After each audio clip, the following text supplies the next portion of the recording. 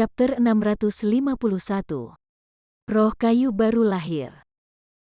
Siluet hijau kecil tidak menerima kerusakan sedikitpun dari serangan Hanli dan mencibir Hanli. Hanli mengejek, terlalu dini untuk bangga. Jika Anda benar-benar ingin melahap Nasjen Sol saya, itu akan membutuhkan lebih dari beberapa kata arogan. Jika saya menebak dengan benar, Anda hanya dapat mengkonsumsi jiwa pembudidaya kelas rendah. Berbicara tentang memakan Nasjen Sol seorang kultivator adalah fantasi murni. Mungkin sebelumnya Anda bisa melakukan ini, tetapi saat ini, pikiran Anda mungkin menginginkannya, tetapi tubuh Anda lemah.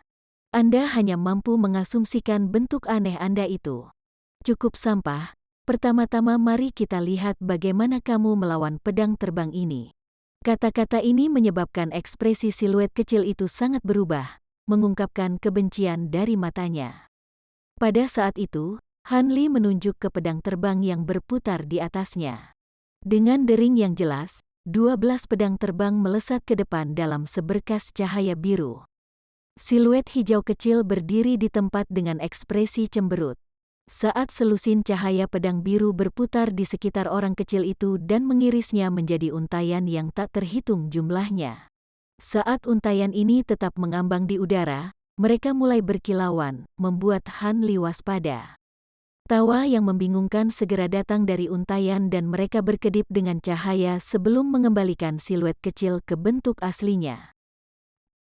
Siluet itu tampaknya benar-benar marah dengan kata-kata Hanli. Ini menakutkan, cek-cek. Tidak buruk, tidak buruk. Set pedang terbang Anda pasti dibuat dari Golden Lightning bambu. Meskipun saya tidak tahu bagaimana Anda memperoleh begitu banyak, itu benar-benar konyol untuk berpikir melukai saya dengan pedang itu saja. Anda akan mengetahui bahwa kata-kata saya tidak lahir dari kesombongan. Siluet itu kemudian membentuk gerakan mantra dengan tangannya dan cahaya hijau menyilaukan bersinar. Tapi sebelum dia bisa sepenuhnya menyelesaikan casting tekniknya, cahaya terang melintas dari atas kepalanya. 12 pedang terbang secara bersamaan berdenyut dengan kilat dan membentuk jaring petir emas yang padat saat menyerang ke arahnya. Junior ini masih tidak akan menyerah. Bukankah aku mengatakan bahwa petir surgawi tidak berpengaruh padaku? Tunggu, apa yang kamu lakukan? Suara kekanak-kanakan itu menjadi melengking seolah-olah menjadi ketakutan. Jaring petir emas tidak meledak seperti yang diantisipasi. Sebaliknya, jaring tetap kokoh ketika menangkap siluet kecil itu, dan jaring itu tak henti-hentinya mengencang di sekitar siluet itu. Siluet kecil tahu bahwa ini jauh dari baik, dan tubuhnya berkedip dengan lampu hijau dalam upaya terbaiknya untuk melawan. Namun, perjuangannya sia-sia karena segera terperangkap dalam bola emas besar. Ketika Hanli melihat ini, dia tidak bisa menahan senyum kecut. Jaring Divine Devilbane Lightning ini adalah teknik yang didirikan oleh Hanli. Karena Golden Lightning bambu sangat langka, hanya 1 atau 2 batang yang akan digunakan dalam pembentukan alat ajaib. Dan karena mereka memiliki jumlah terbatas petir surgawi, mereka hanya cadangan sebagai kartu truf melawan teknik jahat dan jahat. Selain itu, membuat jaring petir yang begitu besar akan membutuhkan lebih dari 10 batang Divine Devilbane Lightning untuk terbentuk. Karena itu, tidak ada yang mampu melakukan ini sebelum Hanli. Setelah mengendalikan Divine Devilbane Lightning selama bertahun-tahun, Hanli sudah merasakan bahwa selain kemampuan bawaan untuk menaklukkan teknik jahat dan iblis, itu juga memiliki efek menakjubkan menahan 5 elemen. Terlepas dari apakah itu api asura suci atau energi roh angin, mereka berdua telah ditundukkan secara aktif dan aman. Penemuan tak terduga ini sangat menyenangkan Hanli. Saat dia masih dalam tahap formasi inti, dia tidak dapat menggunakan jaring petir sesuai keinginannya karena kultivasinya yang kurang dan jarang menggunakannya dalam pertempuran. Tetapi dengan kultivasi dan indera spiritualnya yang sangat kuat seperti saat ini, dia tidak lagi memiliki masalah seperti itu. Meskipun dia tidak tahu dari mana siluet kecil ini berasal, dia tahu itu bukan daging atau hantu, itu lebih mirip dengan variasi aneh dari jiwa baru lahir seorang kultivator. Dengan pemikiran itu, Hanli berusaha memanfaatkan jaring itu. Sayangnya untuk siluetnya, meskipun telah mendengar legenda dari Divine Devilman Lightning, ia tidak menyadari sifat tersembunyinya. Jika tidak, ia tidak akan begitu saja menerima serangan dengan tubuhnya sebagai Demon Naschen. Dalam sekejap mata, sosok angkuh ini dengan mudah dikurung. Melihat itu berhasil, Han Li tersenyum dan mengangkat tangannya, menembakkan kabut biru untuk mengumpulkan bola emas ke tangannya. Bola emas itu sedikit bergetar dan mengeluarkan jeritan yang memekakkan telinga. Kamu berani menjebak wanita tua ini. Cepat lepaskan aku atau aku akan memurnikan jiwamu dan membuatmu mengalami nasib yang lebih buruk daripada kematian. Han Li mengerutkan kening dan dengan cemberut berkata, perbaiki jiwaku? Tampaknya diri Anda yang terhormat masih tidak mengerti situasi Anda. Mari kita bicarakan ini lagi setelah kamu benar-benar tenang. Tepukan guntur terdengar saat kilat keluar dari tangannya. Sepotong petir ini membungkus lapisan di sekitar bola emas, menghabiskan hampir setengah dari cadangan petir pedangnya. Dengan beberapa pemeriksaan lebih lanjut dari bola emas yang diperbesar, dia memasang ekspresi puas. Tidak mempedulikan teriakan gadis itu dari bola emas, Han Li mengeluarkan kotak giok putih dari kantong penyimpanannya dan menutupnya di dalam. Dia kemudian mengeluarkan beberapa jimat pembatasan dan menamparnya ke kotak tanpa ragu-ragu, tiba-tiba mengakhiri kata-kata kasar itu. Han Li menimbang kotak giok di tangannya dan ekspresinya kembali normal. Setelah meletakkan kotak giok itu, dia melirik ke tubuh tak berjiwa dari pembudidaya gemuk dan dengan acuh tak acuh mengubahnya menjadi abu dengan bola api sebelum dengan tenang terbang ke arah kotak kecil. Beberapa saat kemudian, Han Li dengan santai berjalan ke kedai dan hanya menunggu perayaan kelahiran mendekat. Tidak lama kemudian, ada penemuan mengejutkan di negara bagian Yuanwu. Pembunuh terkenal dari kultivator gelandangan dual Vian Peng Yi telah benar-benar menghilang dari negara itu. Tidak ada satupun jejak mereka yang ditemukan. Tentu saja, ini menandakan bagi banyak orang bahwa mereka telah meninggal. Ketika berita ini menyebar, para pembudidaya gelandangan di negara itu bersorak. Ada orang-orang yang mengatakan bahwa mereka dibuang oleh sekte yang mereka sakiti. Ada juga kabar bahwa mereka bertemu dengan seorang ahli dalam perjalanan mereka dan dibunuh karena ketenaran mereka. Untuk sementara waktu, segala macam rumor memenuhi langit. Puluhan ribu kilometer jauhnya di negara bagian Tianluo yang jauh adalah sarang dari 6 sekte iblis Dao. Pegunungan Grand Spirit di barat Tianluo membentang lebih dari puluhan ribu kilometer tanpa gangguan. Gunung-gunung itu curam dan merupakan rumah bagi binatang roh dan serangga eksotis yang tak terhitung jumlahnya.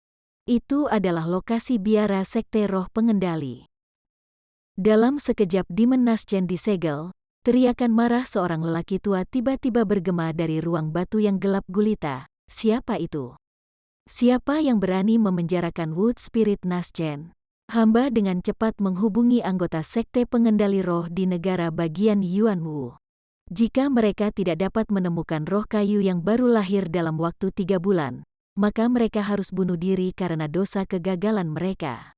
Juga, mereka harus bertindak hati-hati agar sekte Devil Flame tidak mengetahui masalah ini.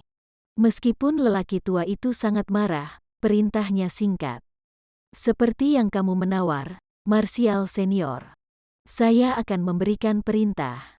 Suara keras seorang pria keluar dari luar ruangan. Orang tua itu melanjutkan, aku belum selesai. Juga meminta Yunzi dan Liu Yuer untuk secara pribadi melakukan perjalanan ke negara bagian Yuanwu. Mereka berdua memiliki akar spiritual atribut kayu dan memiliki tubuh yang paling cocok untuk Wood Spirit Naschen. Mungkin mereka akan bisa merasakan sesuatu jika mereka mendekati Wood Spirit Naschen.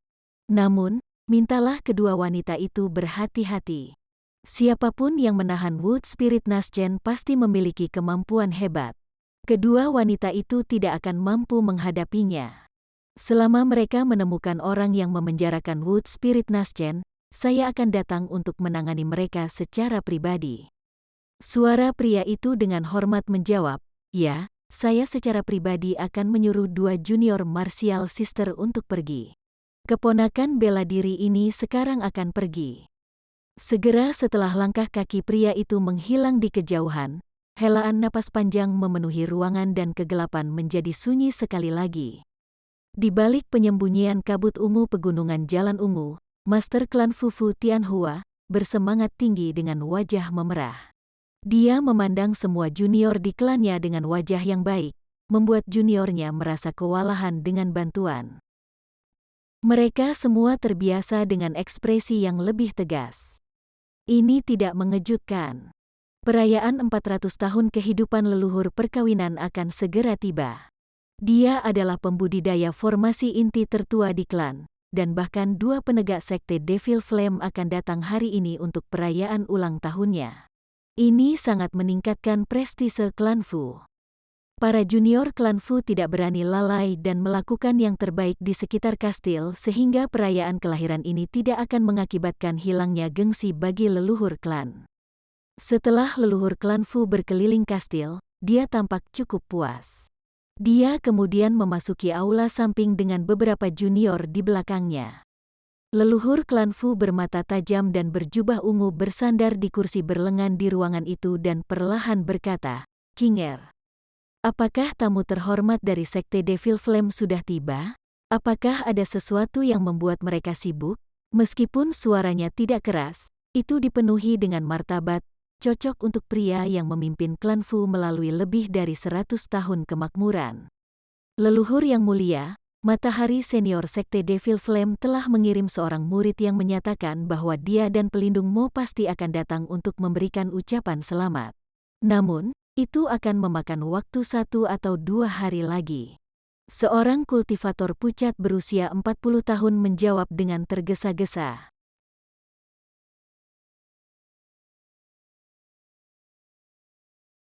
Chapter 652. Pertanda. Seorang pria tua dengan alis tipis dan jubah bersulam berdiri di samping pria berwajah pucat dan menambahkan, "Meski begitu, Martial Ancestor tidak perlu khawatir. Klan Fu mempertahankan hubungan yang stabil dengan senior Sun dan Mo selama lebih dari 100 tahun. Mereka akan segera tiba. Karena ketinggian sekte mereka saat ini sebagian besar karena dukungan klan Fu kami dapat dianggap terikat erat. Selain itu, kami mengirim 2 murid perempuan paling menonjol dari klan kami sebagai selir mereka. Mereka akan malu untuk tidak datang." Leluhur klan Fu memutar-mutar janggutnya yang panjang dan kilatan dingin berkedip dari matanya. Dengan senyumnya yang sebelumnya menghilang, dia berkata, "Bukannya aku khawatir apakah kakak Sun dan Mo akan datang atau tidak, tapi aku hanya merasa agak tidak nyaman pada hari perayaan kelahiran yang mendekat. Sepertinya sesuatu yang besar akan terjadi. Ini agak mengkhawatirkan. Apakah klan Fu kita baru-baru ini menyinggung karakter yang sangat menakutkan atau sekte yang lebih besar?" Ketika ini dikatakan, orang-orang di aula tidak bisa tidak saling memandang dengan cemas. Setelah waktu yang lama, pria berwajah pucat itu dengan hati-hati menjawab, "Leluhur yang mulia, Anda juga harus tahu ini. Meskipun klan Fu kami telah berkembang pesat selama bertahun-tahun, kami telah menyinggung klan dan sekte kecil yang tak terhitung jumlahnya. Tapi yang paling memusuhi kita adalah klan Qin dan Hu. Mungkinkah mereka merencanakan sesuatu? Itu jelas bukan kedua klan itu. Sementara kedua klan itu mampu bersaing dengan kami untuk beberapa waktu, mereka tidak lagi memiliki banyak pembudidaya kelas tinggi. Mereka tidak memiliki kemampuan untuk menimbulkan masalah." Leluhur klan Fu dengan dingin menggelengkan kepalanya, tetapi dia segera mengerutkan kening. Dengan beberapa keraguan lebih lanjut, dia berkata, "Namun, jika mereka bergandengan tangan dengan klan kecil lainnya, mereka dapat memanfaatkan kesempatan ini untuk menyerang. Mereka akan dapat sangat melukai kekuatan klan. Lagi pula, untuk menjilat sekte Devil Flame, klan Fu kami membunuh banyak dari 2 pembudidaya klan karena melawan Dao Iblis. Sampai saat ini, klan Qin dan Hu telah kehilangan dukungan mereka dan bersembunyi. Dengan kebencian yang mereka miliki terhadap kita, itu bukanlah hal yang mustahil." Dengan mengatakan itu, ekspresi leluhur klan Fu menjadi cemberut.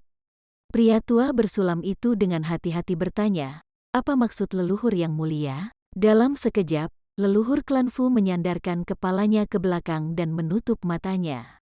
Kemudian dengan nada tegas, dia menyatakan, kami akan tenang di permukaan, tetapi tetap waspada di dalam.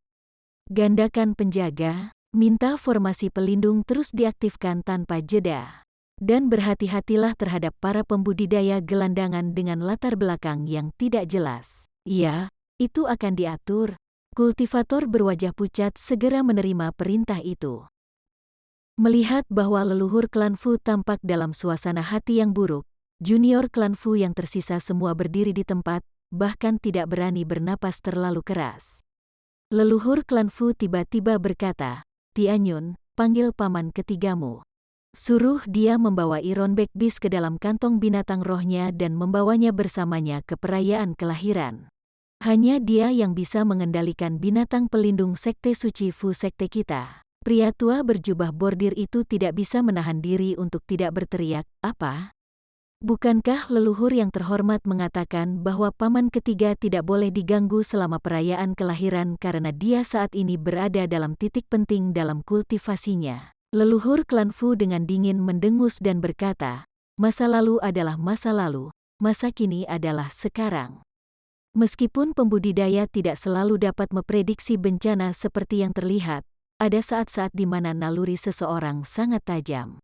Itu tidak dapat membantu. Untuk berhati-hati, lebih baik orang tua ini terlalu curiga daripada membuat klan Fu kita menemui malapetaka.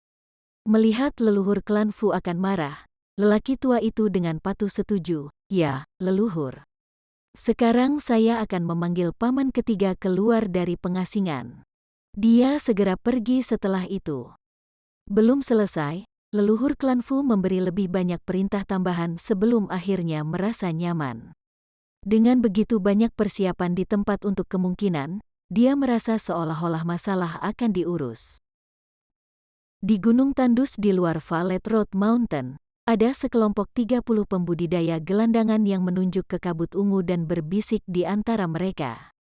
Han Li bercampur di antara para pembudidaya dan memeriksa sekelilingnya dalam keheningan seolah-olah dia adalah seorang pertapa biasa. Han Li terkejut karena ada begitu banyak pembudidaya pendiri yayasan gelandangan di negara bagian Yuanwu. Hanya sebagian kecil dari mereka yang seharusnya datang untuk memberi selamat atas usia leluhur klan Fu.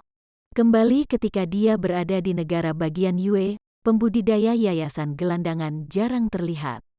Meskipun negara bagian Yuanwu agak lebih besar dari negara bagian Yue, perbedaannya seharusnya tidak terlalu besar. Tetapi setelah 100 tahun berlalu, perkembangan baru ini membuat Han Li merasa seolah-olah dunia telah meninggalkannya. Namun, Han Li tidak menyadari bahwa sebelum orang benar dan iblis Dao menyerang, sebagian besar pil pendirian yayasan dipegang oleh sekte dan klan. Hanya sedikit yang berhasil sampai ke tangan para pembudidaya gelandangan. Tetapi dengan pergolakan dari 100 tahun yang lalu, banyak sekte dan klan akhirnya dimusnahkan. Warisan yang hancur dan pembakaran dupa adalah kejadian biasa, menghasilkan sejumlah besar pil pendirian yayasan yang tersebar dalam kekacauan. Meskipun sebagian besar pil diperoleh oleh klan dan sekte, sebagian kecil yang berhasil mendarat di tangan pembudidaya gelandangan menciptakan peningkatan tiba-tiba murid pendirian yayasan di setiap negara, membentuk sejumlah besar kekuatan. Bahkan ada beberapa pembudidaya gelandangan yang berhasil mencapai formasi inti secara kebetulan.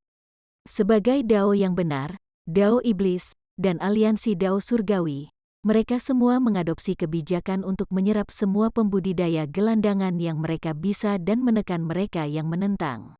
Akibatnya, para pembudidaya gelandangan tidak dapat membentuk sesuatu yang lebih besar, meskipun jumlahnya meningkat pesat. Saat Han Li merenungkan ini, dia tiba-tiba melihat 8 garis cahaya merah terbang melintasi langit. Setelah mendarat di depan kabut ungu, cahaya memudar untuk mengungkapkan sekelompok pembudidaya mengenakan jubah merah api. Ada 2 pembudidaya formasi inti yang memimpin grup. Yang satu memiliki wajah penuh rambut putih dan labu di pinggangnya. Yang lain memiliki penampilan biasa tetapi matanya memiliki rasa dingin yang mengancam. Para pembudidaya gelandangan menjadi gelisah setelah melihat para pendatang baru. Beberapa bahkan berbisik bahwa mereka berasal dari sekte Devil Flame. Para pembudidaya gelandangan yang lebih berpengalaman berbicara dalam bisikan yang sangat lembut, takut bahwa anggota sekte Devil Flame akan mendengar mereka. Mereka adalah penegak urusan luar sekte Devil Flame Sun dan Mo. Dua pembudidaya wanita di sisi mereka harus menjadi keindahan terkenal dari klan Fu. Saya mendengar bahwa mereka sudah menjadi dua selir senior. Han Li secara alami mendengar semua ini dengan indera spiritualnya.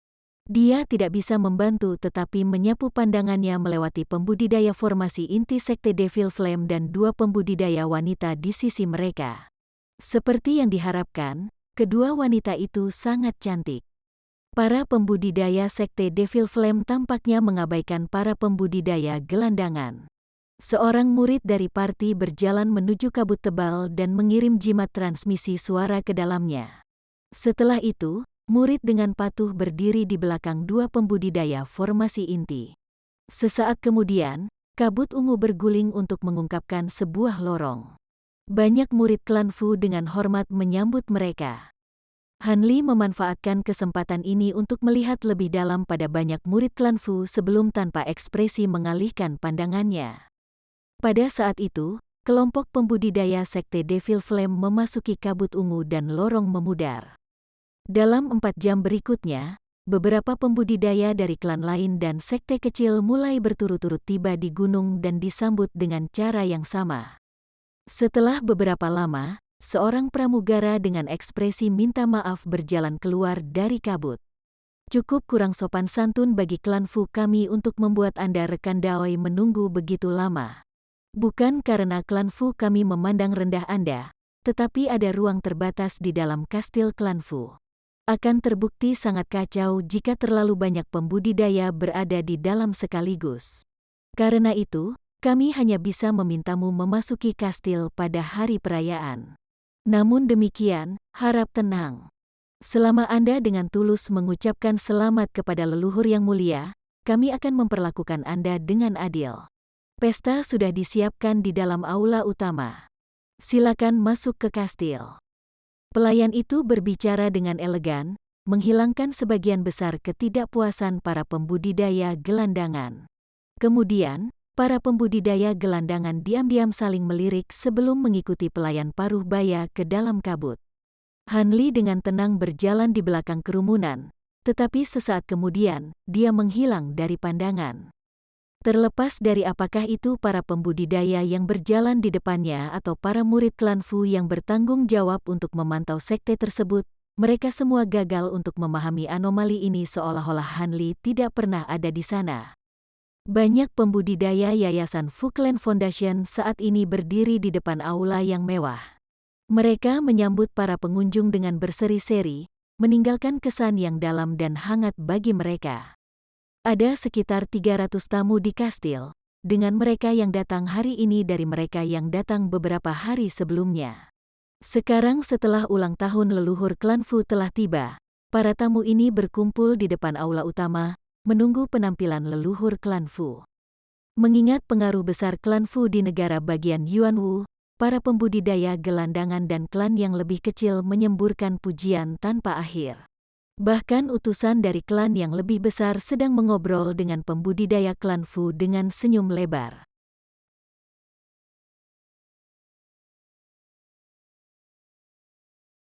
Chapter 653. Pemusnahan klan. Leluhur klan Fu tidak berada di dekat aula utama saat ini. Sebaliknya, dia berada di dalam salah satu paviliun kastil yang terpencil. Dia sedang melihat slip batu giok berkilau samar di tangannya. Karena dia adalah karakter utama dalam perayaan ulang tahun, dia akan muncul di saat-saat terakhir. Dia mungkin juga memanfaatkan waktu menganggur ini untuk menangani beberapa hal yang lebih mendesak sebagai master klan Fu. Selain leluhur klan Fu, ada seorang pria berkulit tembaga besar yang duduk di paviliun. Kultivasinya berada pada tahap awal formasi inti, dan pinggangnya dipenuhi dengan kantong dengan berbagai ukuran. Leluhur klan Fu tiba-tiba menamparkan meja dan berteriak dengan ekspresi muram, "Ho! Ini bukan negara bagian Zijin. Sekte pengendali roh itu menginginkan bantuan kita dalam memperoleh informasi. Hanya apa yang mereka cari? Apakah mereka menganggap klan Fu kita sebagai bawahan? Absurd. Pria besar itu membelai dagunya dan dengan rasa ingin tahu berkata, tidak perlu Paman Ketujuh begitu marah. Apakah Slip Giok menyebutkan apa yang mereka cari? Tentunya ini harus menjadi sesuatu yang penting bagi para pembudidaya dari Sekte Roh Pengendali untuk bertindak begitu gugup. Sungguh menjengkelkan bagaimana mereka ingin menggunakan kita, tetapi masih membuat kita tidak tahu. Mereka hanya ingin kita memperhatikan setiap peristiwa aneh yang terjadi baru-baru ini di negara bagian Yuan Wu, dan memberitahu mereka segera setelah terjadi sesuatu. Kilatan semangat muncul di mata pria besar itu. Dia termenung berkata, "Oh, jadi seperti itu. Tampaknya Sekte Roh Pengendali ingin menyembunyikan masalah ini dari Sekte Api Iblis, dan sebagai hasilnya mencari klan Fu kami. Ini juga pasti mengapa mereka berbicara begitu samar-samar." Pria tua itu memutar-mutar janggutnya dan bergumam, "Ketiga kecil, kata-katamu sepertinya benar. Untuk lebih melindungi klan Fu kita juga harus diam-diam berteman dengan Sekte Pengendali Roh untuk berjaga-jaga, selain melayani Sekte Devil Flame. Meskipun kami telah menjalin hubungan persahabatan dengan Sekte Roh Pengendali selama beberapa waktu, mereka masih tidak terlalu mempercayai klan Fu kami. Sepertinya kita harus melihat rencana kita. Mungkin yang terlemah dari 6 sekte, Sekte Roh Hantu, juga akan baik untuk berteman." "Ini mungkin, CK. Saya tidak berpikir bahwa klan Fu berkolusi dengan Sekte Roh Pengendali sementara sangat ingin menyenangkan Sekte Devil Flame. Tidak heran mengapa klan Anda sangat makmur selama 100 tahun terakhir." Pikiran pria besar itu tiba-tiba terganggu oleh suara ejekan dari pria yang tidak dikenalnya. Leluhur klan Fu dan pria besar itu terkejut dan secara bersamaan melompat dari kursi mereka. Setelah saling memandang dengan kaget, leluhur klan Fu dengan keras bertanya, "Siapa tuan yang menghormati klan Fu dengan kehadirannya?" "Saya, Fu Tianhua, berharap senior akan memaafkan saya karena tidak menyambutnya." "Tidak perlu menyambutku. Aku datang ke sini tanpa diundang." Segera setelah itu dikatakan, cahaya biru tiba-tiba bersinar dari dalam paviliun. Leluhur klan Fu dan pria besar itu berteriak ketakutan dan mundur ke sudut ruangan dengan kabur. Sebuah penghalang tembus cahaya muncul di masing-masing tubuh mereka. Leluhur klan Fu meludahkan pedang terbang putih dan membuatnya berputar di sekelilingnya. Adapun pria besar itu, dia meraih kantong binatang roh yang ada di pinggangnya. Itu hitam dan biasa-biasa saja. Pada saat itu, cahaya memudar untuk mengungkapkan seorang kultivator berjubah biru. Dia tampak seperti pemuda biasa-biasa saja di usia pertengahan 20-an. Han Li lah yang menyelinap ke dalam kastil. Pada saat itu, Han Li meletakkan tangannya di belakang punggungnya dan mengalihkan pandangannya melewati dua tetua klan Fu yang waspada. Dia perlahan berkata, "Indra spiritual saya menyapu kastil Fu klan Anda dan menemukan bahwa kultivasi Anda adalah yang tertinggi di antara beberapa pembudidaya formasi inti di kastil. Kamu pasti pemimpin klan Fu?" Ekspresi Han Li tenang dan tidak mengungkapkan emosi sedikitpun. Dengan kultivasi Han Li yang tidak disembunyikan, dua pembudidaya formasi inti dapat merasakan kultivasi mendalam Han Li. Dalam alarm orang tua itu, dia memaksakan senyum terlepas dari ketakutannya dan berkata, "Jadi ternyata itu adalah senior jiwa yang baru lahir. Bolehkah saya bertanya mengapa senior menghormati kami dengan kehadirannya? Apakah ada sesuatu yang dapat dibantu oleh klan Fu?" Han Li menyipitkan matanya dan menatap lelaki tua berjubah ungu di sudut ruangan. "Apakah kamu leluhur klan Fu?" Setelah mendengar pertanyaan tanpa emosi Han Li, leluhur klan Fu dengan hormat menjawab, "Junior tidak berani menyebut dirinya sebagai leluhur di depan senior. Nama junior adalah Fu Tianhua, master klan Fu saat ini." Kegelisahan di hatinya hanya menjadi lebih kuat. Dia samar-samar merasa bahwa pembudidaya Nasjen Sol ini tidak memiliki niat baik dengan kedatangannya. Han Li menatap lelaki tua itu dan mengungkapkan ekspresi aneh. Karena kamu adalah leluhur klan Fu, sepertinya aku tidak menemukan orang yang salah. Karena saya datang ke klan Fu untuk reparasi, lebih baik berbicara terlebih dahulu dengan diri Anda yang terhormat. Ketika leluhur klan Fu mendengar Han Li, dia merasa hatinya jatuh ke jurang yang tak berujung. Perbaikan, senior pasti bercanda. Ini adalah pertama kalinya junior pernah melihat senior. Apakah senior salah? Ketika pria besar di samping mendengar ini, kulitnya menjadi tidak berdarah dan dia tidak bisa tidak menggenggam kantong binatang roh dengan kekuatan yang lebih besar. Mendengar seorang pembudidaya Naschen Soul yang menuntut reparasi adalah masalah yang jauh dari baik. Han Li dengan santai melirik ke arah pria besar itu dan tersenyum berseri-seri. Salah? Itu tidak mungkin. Awalnya, saya berpikir untuk memberi Anda penjelasan untuk menghindari Anda menjadi hantu yang dirugikan. Tetapi Anda memiliki sejarah panjang perilaku kotor, jadi saya tidak akan membuang-buang napas. Kalian berdua akan menjadi yang pertama pergi. Saya akan segera mengirim sisa klan Fu untuk menemani Anda di sisi lain. Begitu Han Li selesai berbicara, leluhur klan Fu dengan marah berteriak, "Apa? Anda ingin memusnahkan seluruh klan Fu?" Dia mengeluarkan jimat kuning dan dengan cepat mundur ke dinding dalam kilatan cahaya seolah-olah itu adalah ilusi. Tampaknya itu adalah jimat gerakan bumi yang jarang terlihat. Di mana Anda mungkin bisa melarikan diri? Han Li mengejek, tapi dia tidak mengejarnya. Sebaliknya, dia menjentikkan jarinya ke arah yang berbeda. Garis cahaya biru muncul secepat menghilang, menembus dada pria besar di sudut ruangan. Penghalangnya langsung hancur.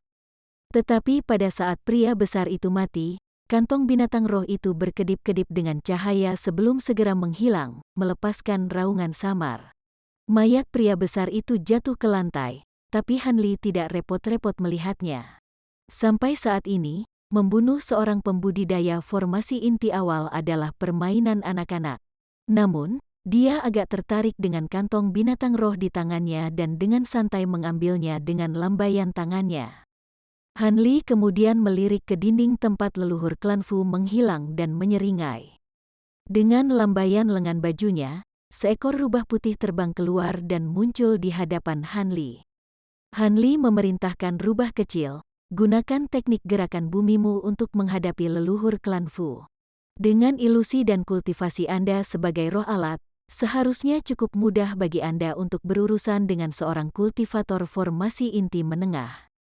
Tentu saja, Guru, ini akan memakan waktu sebentar. Aku akan kembali dengan cepat. Rubah kecil menunjukkan penampilan yang bangga dan menghilang dari paviliun dalam kilatan cahaya kuning.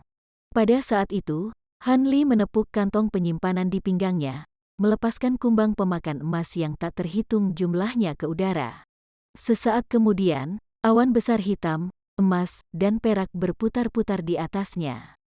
Pergi. Tiba-tiba, awan kumbang terpisah menjadi untayan yang tak terhitung jumlahnya, langsung membentuk 100 bilah kecil yang berkerumun keluar dari jendela. Han Li kemudian duduk bersila di dalam paviliun dan mulai menggunakan teknik pengembangan besar untuk menyelimuti keseluruhan kastil klan Fu dalam pengertian spiritualnya. Keturunan langsung dari klan Fu mudah diidentifikasi. Terlepas dari apa yang mereka kenakan, mereka semua mengembangkan beberapa teknik yang sama, yang semuanya terungkap di bawah pengertian spiritual Han Li. Adapun manusia klan Fu yang tidak memiliki akar spiritual, Han Li tidak memperhatikan mereka. Dia hanya mengarahkan pedang terbang 3 warna untuk melahap para pembudidaya klan Fu. Sesaat kemudian, jeritan menyedihkan, teriakan alarm dan bau darah yang pekat memenuhi udara. Saat ini terjadi, leluhur klan Fu berada jauh di bawah tanah dan dengan cepat terbang melintasi bumi melalui penggunaan jimat. Satu-satunya pikirannya adalah melarikan diri ke kejauhan. Adapun murid dan junior di kastil, dia tidak punya niat untuk memikirkan mereka. Meskipun dia tidak secara pribadi melihat keponakannya yang besar meninggal, dia sudah membayangkan apa yang terjadi. Bahkan dengan binatang pelindung sekte Fu Clan, melarikan diri dari seorang pembudidaya Naschen Soul hanyalah sebuah mimpi pipa.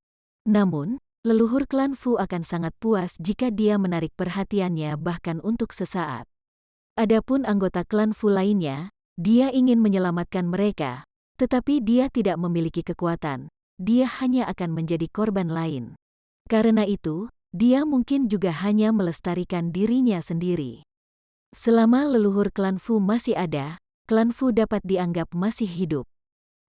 Selain kastil klan Fu, ada banyak perkebunan klan Fu lainnya di negara bagian Yuanwu. Asalkan dia selamat, klan Fu akhirnya akan bangkit sekali lagi. Namun, dia sangat tertekan dan bingung tentang bagaimana klan Fu mungkin menarik kemarahan seorang pembudidaya Nasgen Sol yang tidak dikenalnya. Dia benar-benar menyatakan bahwa klan Fu akan dimusnahkan segera setelah dia mulai berbicara. Meskipun pembudidaya Nasgen Sol ini sepenuhnya tanpa emosi, lelaki tua itu merasa hatinya bergetar saat mengingat ekspresinya.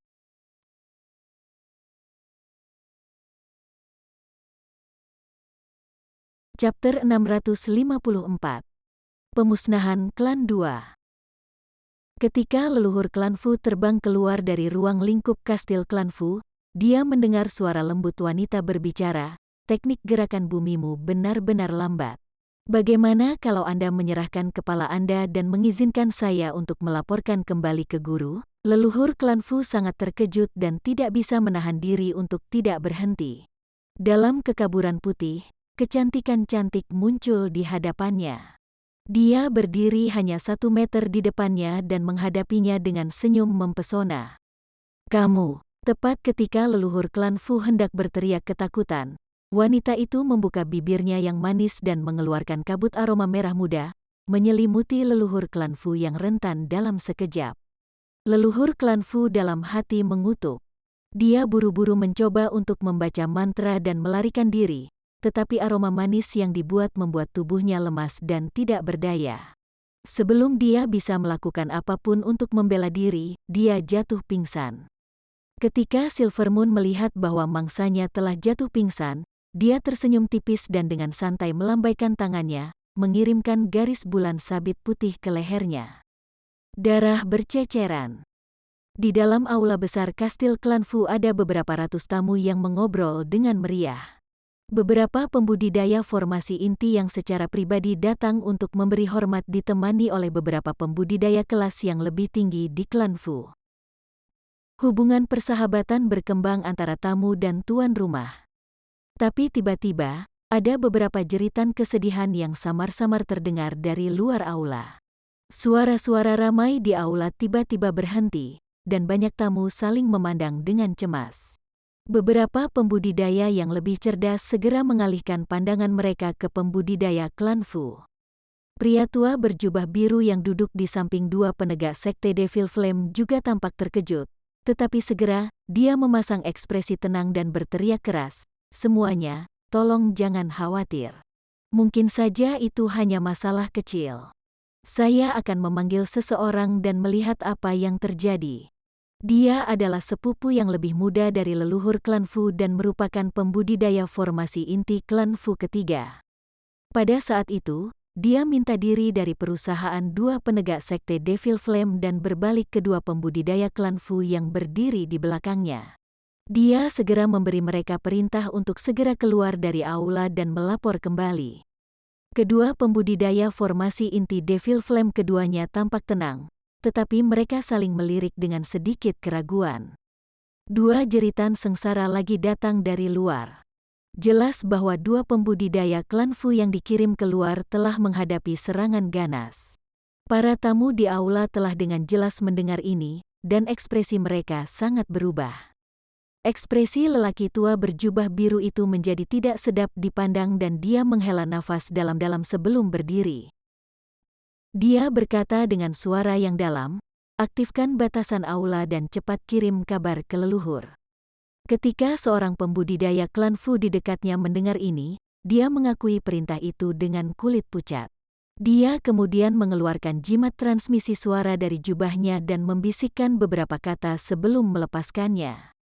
Jimat itu melesat keluar dari atap dalam seberkas cahaya merah, tetapi sesaat kemudian, pembudidaya itu berbicara dengan suara serak, "Tidak bagus. Jimat transmisi suara ditembak jatuh. Kami sepertinya dikelilingi. Ketika ini dikatakan, bahkan tamu formasi inti tidak bisa tetap tenang. Penegak sekte Devil Flame yang bopeng mengerutkan kening dan berkata, "Rekan Daoifu, tampaknya musuh telah menyelinap ke kastil Anda. Saudara Sun dan aku akan pergi bersamamu dan melihat-lihat." Kecemasan pria tua berjubah biru itu sangat lega setelah mendengarnya. Dia segera bersukacita dan berkata, "Saya sangat berterima kasih atas bantuan Anda. Saya harus menyusahkan Anda untuk melakukannya." Pria paruh baya bermarga Sun mengerutkan kening seolah tidak menyetujui tindakan temannya, tetapi dia tetap mengikutinya. Adapun 4 pembudidaya formasi inti yang tersisa di aula, mereka saling melirik dan tidak mengungkapkan niat sedikit pun untuk membantu. Yang lain di aula menjadi benar-benar sunyi, menyaksikan 3 pembudidaya formasi inti berjalan keluar dari aula. Saat ketiganya dengan tenang mendekati pintu aula, dengungan keras tiba-tiba datang dari luar aula. Ketiganya tidak bisa membantu tetapi menghentikan langkah mereka setelah mendengar ini. Dalam sekejap mata, seberkas cahaya biru sepanjang 30 meter menyapu ke dalam dan melilit 3 pembudidaya formasi inti. Selusin garis cahaya biru halus kemudian melesat keluar dari sinar biru dalam tampilan kecemerlangan yang menyilaukan, memaksa para pembudidaya di aula untuk menutup mata mereka sejenak. Pada saat itu, sinar biru berputar ke seluruh aula.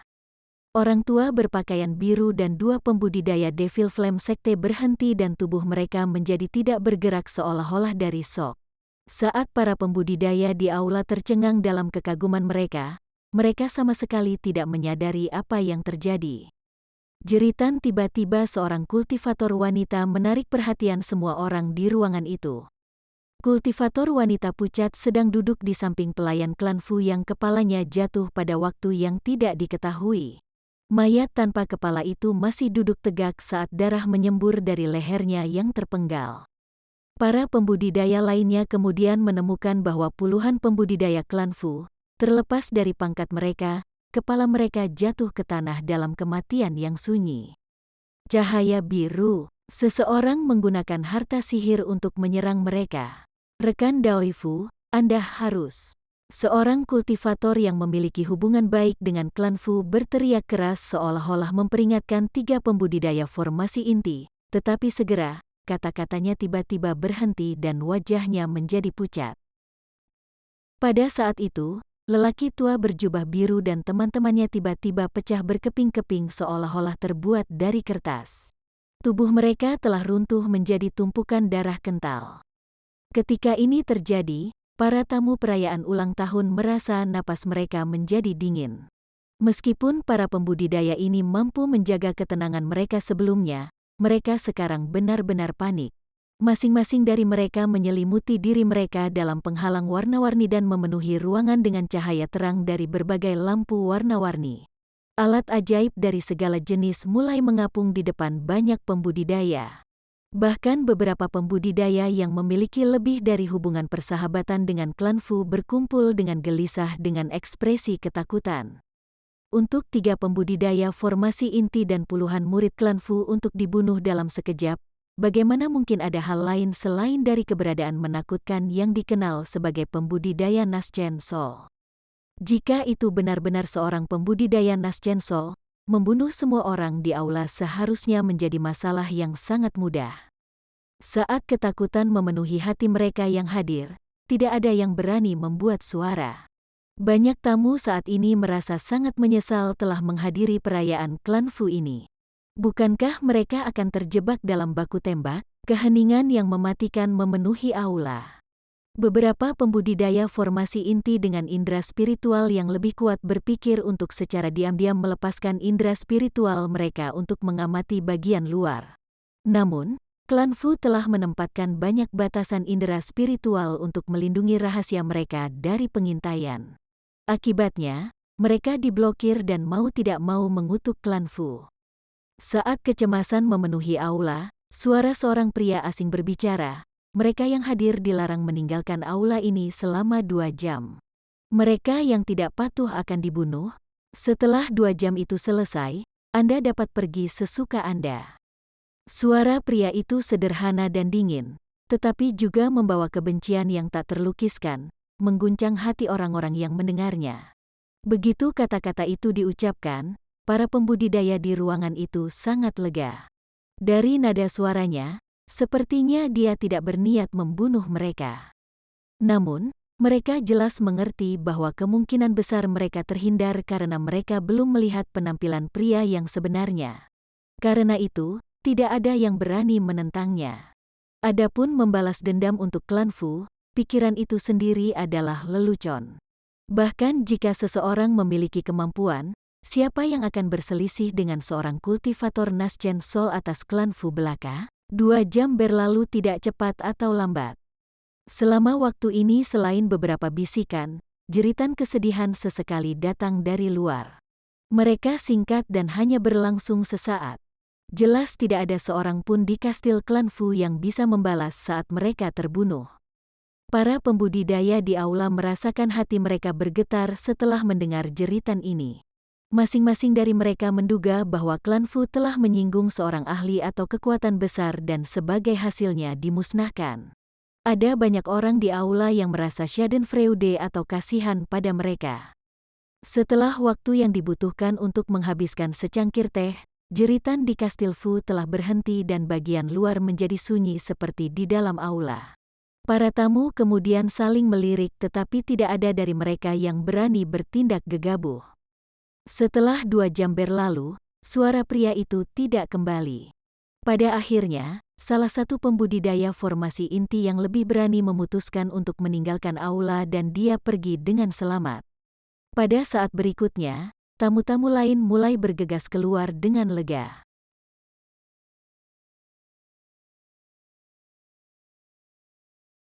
Chapter 655. Keturunan. Kastil klan Fu sepenuhnya kosong terlepas dari beberapa noda darah di tanah. Tampaknya semua murid garis keturunan langsung dari klan Fu telah dimusnahkan dan bahkan mayat mereka dibakar menjadi abu. Namun, ada beberapa orang yang terbang dengan alat sulap mereka dan mengamati keseluruhan kastil klan Fu, hanya untuk menemukan bahwa manusia fana dan murid eksternal kelas rendah dari klan Fu semuanya tidak terluka. Mereka bahkan tampak sama sekali tidak mengetahui apa yang terjadi di dalam kastil. Tampaknya penyerang merasa bahwa membunuh garis keturunan langsung klan Fu sudah cukup untuk memastikan kepunahannya. Baru saja mengalami perselingkuhan yang menakutkan itu, para pembudidaya ini secara alami tidak berani untuk tetap tinggal. Mayoritas pembudidaya gelandangan segera berangkat sementara sebagian kecil dari mereka sementara tinggal di belakang untuk berdiskusi sebelum juga pergi. Pemusnahan klan Fu adalah masalah yang sangat penting bagi kekuatan baik yang bersahabat maupun yang bermusuhan. Dan dengan 2 penegak sekte Devil Flame yang terbunuh juga, sekte Devil Flame sekarang akan dipaksa untuk mengambil tindakan terlepas dari apakah itu adalah pembudidaya Naschen Sol yang telah memusnahkan klan Fu. Saksi dari kejadian ini dengan cepat membawa informasi kembali ke sekte dan klan mereka secepat mungkin. Kekuatan ini diperlukan untuk mempersiapkan perubahan besar yang akan segera terjadi. Karena beberapa pembudidaya terakhir dengan tergesa-gesa meninggalkan klan Fu, banyak pembudidaya berjubah hijau telah tiba tepat di luar pegunungan Jalan Ungu. Mereka terkejut melihat bahwa pembatasan yang melindungi kastil klan Fu tidak berawak. Pada saat itu, beberapa murid luar klan Fu memasuki kastil dan menemukan apa yang ada di dalamnya. Para pembudidaya kondensasi Qi ini membuat kegemparan besar dan masing-masing dari mereka benar-benar kehilangan akal karena takut. Banyak pembudidaya berpakaian hijau yang menunggu di udara saling memandang dengan cemas saat melihat para murid kelas rendah yang panik. Klan teratas di negara bagian Yuanwu telah menemui ajalnya di tangan seorang kultivator Naschen Sol yang misterius. Berita tentang peristiwa ini menyebar ke seluruh dunia kultivasi di negara bagian Yuanwu, menimbulkan kegemparan di antara berbagai kekuatan. Dengan 2 penegak sekte Devil Flame yang tewas selama pemusnahan klan Fu, eselon atas sekte Devil Flame menjadi marah dan mengirim orang untuk menemukan penyerang misterius dan kejam yang melakukan ini. Mereka bahkan menyatakan bahwa pendiri jiwa baru lahir mereka sendiri tidak akan membiarkan ahli ini berjalan bebas. Namun, mereka yang memiliki penilaian lebih tajam akan menyadari bahwa sekte Devil Flame hanya mengudara, dan kemungkinan besar tidak akan mengambil tindakan. Bagaimanapun, menurut para saksi, kedua penegak sekte Devil Flame telah dengan ceroboh mengambil inisiatif untuk berdiri dekat dengan seorang pembudidaya klan Fu saat pembudidaya Naschen Soul melakukan balas dendamnya. Itu hanya nasib buruk. Bahkan jika sekte Devil Flame bahkan lebih kuat dan berusaha memburu si pembunuh, para pembudidaya tidak mudah terjebak atau terbunuh begitu mereka mencapai tahap Naschen Soul. Mereka perlu mengirim 4 pembudidaya Naschen Soul dengan tingkat yang sama atau menempatkan batasan yang menakutkan bahkan untuk berpikir untuk membunuhnya. Tentu saja, sekte Devil Flame tidak akan mengirim beberapa pembudidaya Naschen Soul atas balas dendam untuk beberapa penegak formasi inti. Bahkan jika sekte itu mau, eksentrik Naschen Soul tidak akan mengambil tindakan atas sesuatu yang begitu sepele. Terlepas dari deklarasi tersebut, sebuah getaran menyapu seluruh negara bagian Yuanwu. Batu roh klan Fu, pasar, dan kepemilikan lainnya dibagi oleh beberapa kekuatan yang berbeda. Namun, ini tidak ada hubungannya dengan Han Li. Tidak seperti yang diperkirakan para pembudidaya lainnya, Han Li tetap berada di dalam negara bagian Yuanwu selama beberapa hari setelah pemusnahan dilakukan. Dia saat ini berada di gunung kecil yang biasa-biasa saja. Saat ini, dia melayang di udara dengan tubuhnya diselimuti cahaya biru, dan menatap kabut yang mengelilingi pusat gunung dengan ekspresi yang mengingatkan. Lebih dari 100 tahun telah berlalu namun tempat ini masih sama. Karena pembatasan di sini masih ada, mungkinkah pembudidaya lain tinggal di sini sekarang? Han Li bergumam dengan ekspresi tenang. Setelah dia memusnahkan para pembudidaya klan Fu dengan kumbang pemakan emasnya yang berwarna hitam, Han Li langsung terbang ke gunung terpencil Xin Ruin dengan kepala terpenggal leluhur klan Fu di tangannya. Di masa lalu, dia berteman dengan Xin Ruin dan Qi Yun Xiao. Sekarang dia telah membalas dendam atas nama mereka. Dia berencana untuk memberi penghormatan di kuburan mereka dan menyelesaikan masalah ini. Namun, dia tidak mengantisipasi bahwa bekas kediaman Xin Ruin sedang ditempati oleh pembudidaya lain. Dia tidak bisa menahan diri untuk tidak memasang ekspresi ragu. Setelah beberapa pemikiran, Han Li langsung terbang menuju batasan gunung. Dengan kultivasi dan pemahamannya saat ini tentang formasi mantra, pembatasan tidak mampu menghentikannya. Saat Han Li berdiri di depan kabut, dia dengan tenang menjentikkan jarinya dan menembakkan banyak segel ajaib berwarna ke dalam batasan. Segera setelah itu, kabut bergolak dan mengungkapkan sebuah lorong kecil yang Han Li segera lewati. Sesaat kemudian, kabut menghilang dan Han Li tiba di depan kediaman yang dibangun sendiri oleh Xin Ruin. Melirik ke bangunan bambu kuning tua, Han Li merasakan jejak nostalgia serta perasaan sedih yang telah lama berlalu. Pada saat itu, seorang wanita paruh baya berjalan keluar dari sebuah bangunan bambu. Wajahnya masih mengandung keindahan dan fluktuasi ki spiritual yang lemah terpancar dari tubuhnya. Dia hanya pembudidaya ki kondensasi lapisan keempat. Ketika Han Li melihatnya, dia tidak bisa menahan diri untuk tidak mengerutkan kening. Wanita ini memberinya kesan yang akrab. "Ah, siapa? Siapa kamu? Bagaimana Anda bisa masuk ke dalam sini?" Wanita paruh baya itu melihat Han Li dan tidak bisa menahan diri untuk tidak berteriak kaget.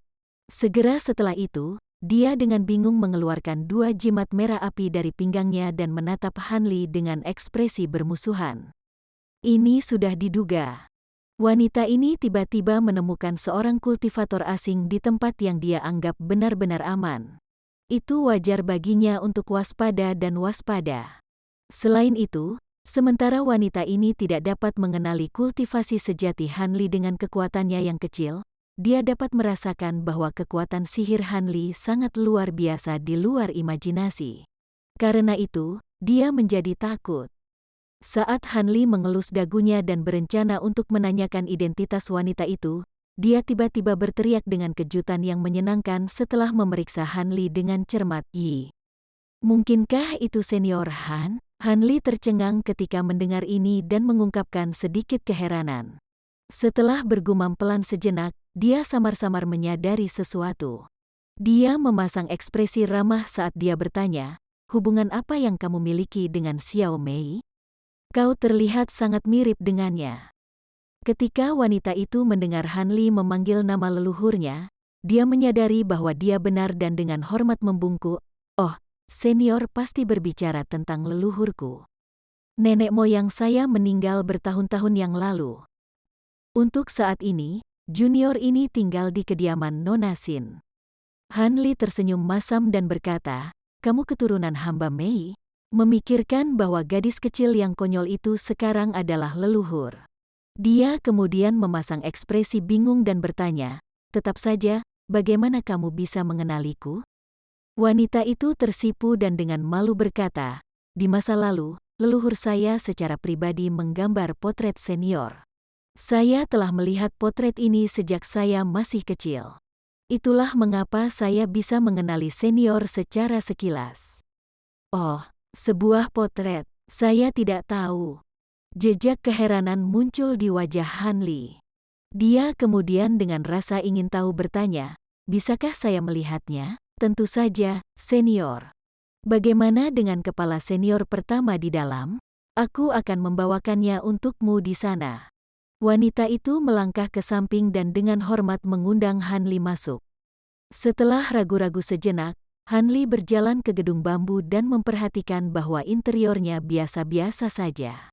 Tetapi setelah melihat bahwa itu bersih dan terawat dengan baik, Han Li menganggukkan kepalanya. Begitu Han Li duduk, wanita itu buru-buru menyeduh sepoci teh. Meskipun tidak dapat dibandingkan dengan teh roh yang pernah dibuat Xin Ruyin, itu tetap menyenangkan dan luar biasa. Saat dia mulai minum teh, wanita itu minta diri dan pergi untuk mengambil lukisan itu.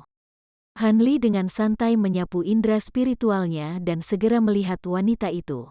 Seperti yang diharapkan, dia berjalan menuju paviliun. Lantai pertama paviliun benar-benar kosong, tetapi di lantai 2 Han Li melihat meja kayu panjang. Meja itu memiliki 2 tablet peringatan hitam pekat yang bertuliskan nama Qiyun Xiao dan Xin Ruyin.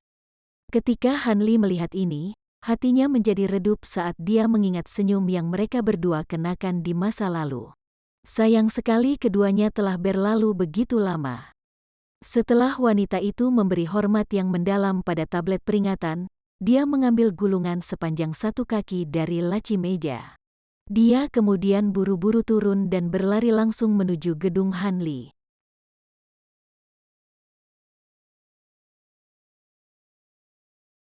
Chapter 656.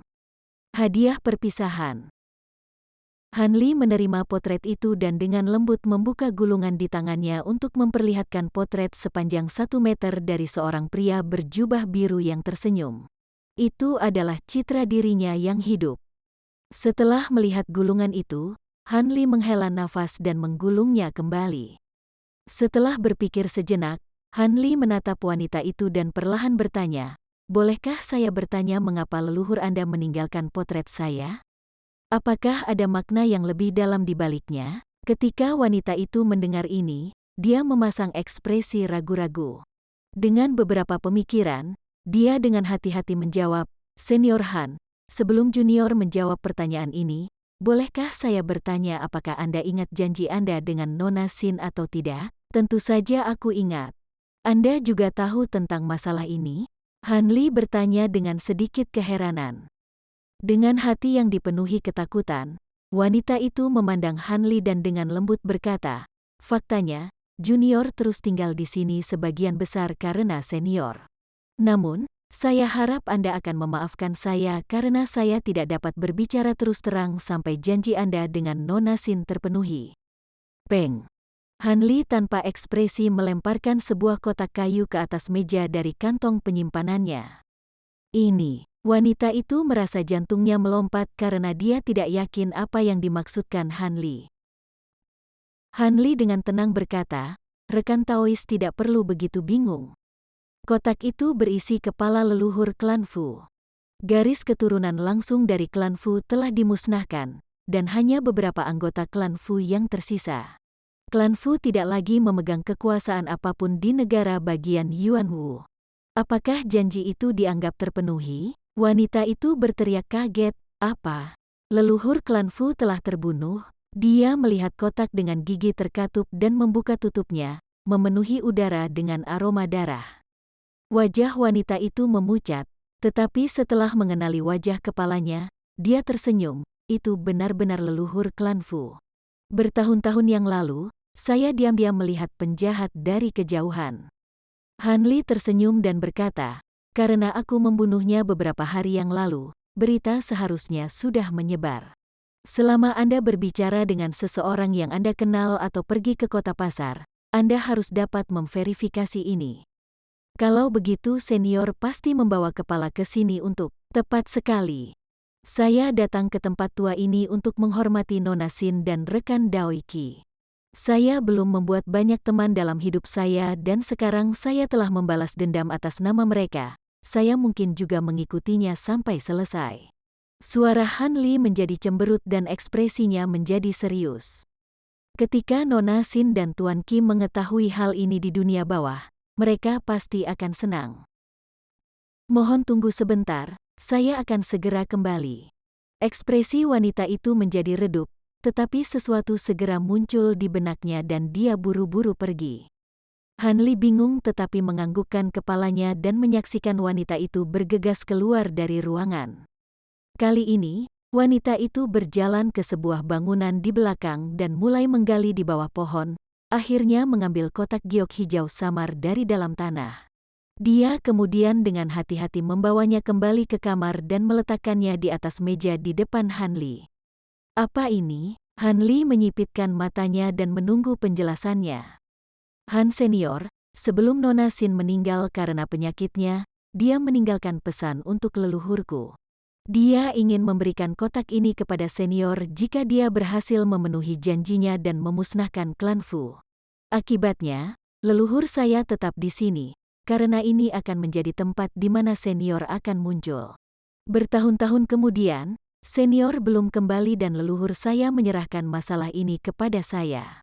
Dia bahkan meninggalkan potret senior agar kami dapat mengenali Anda.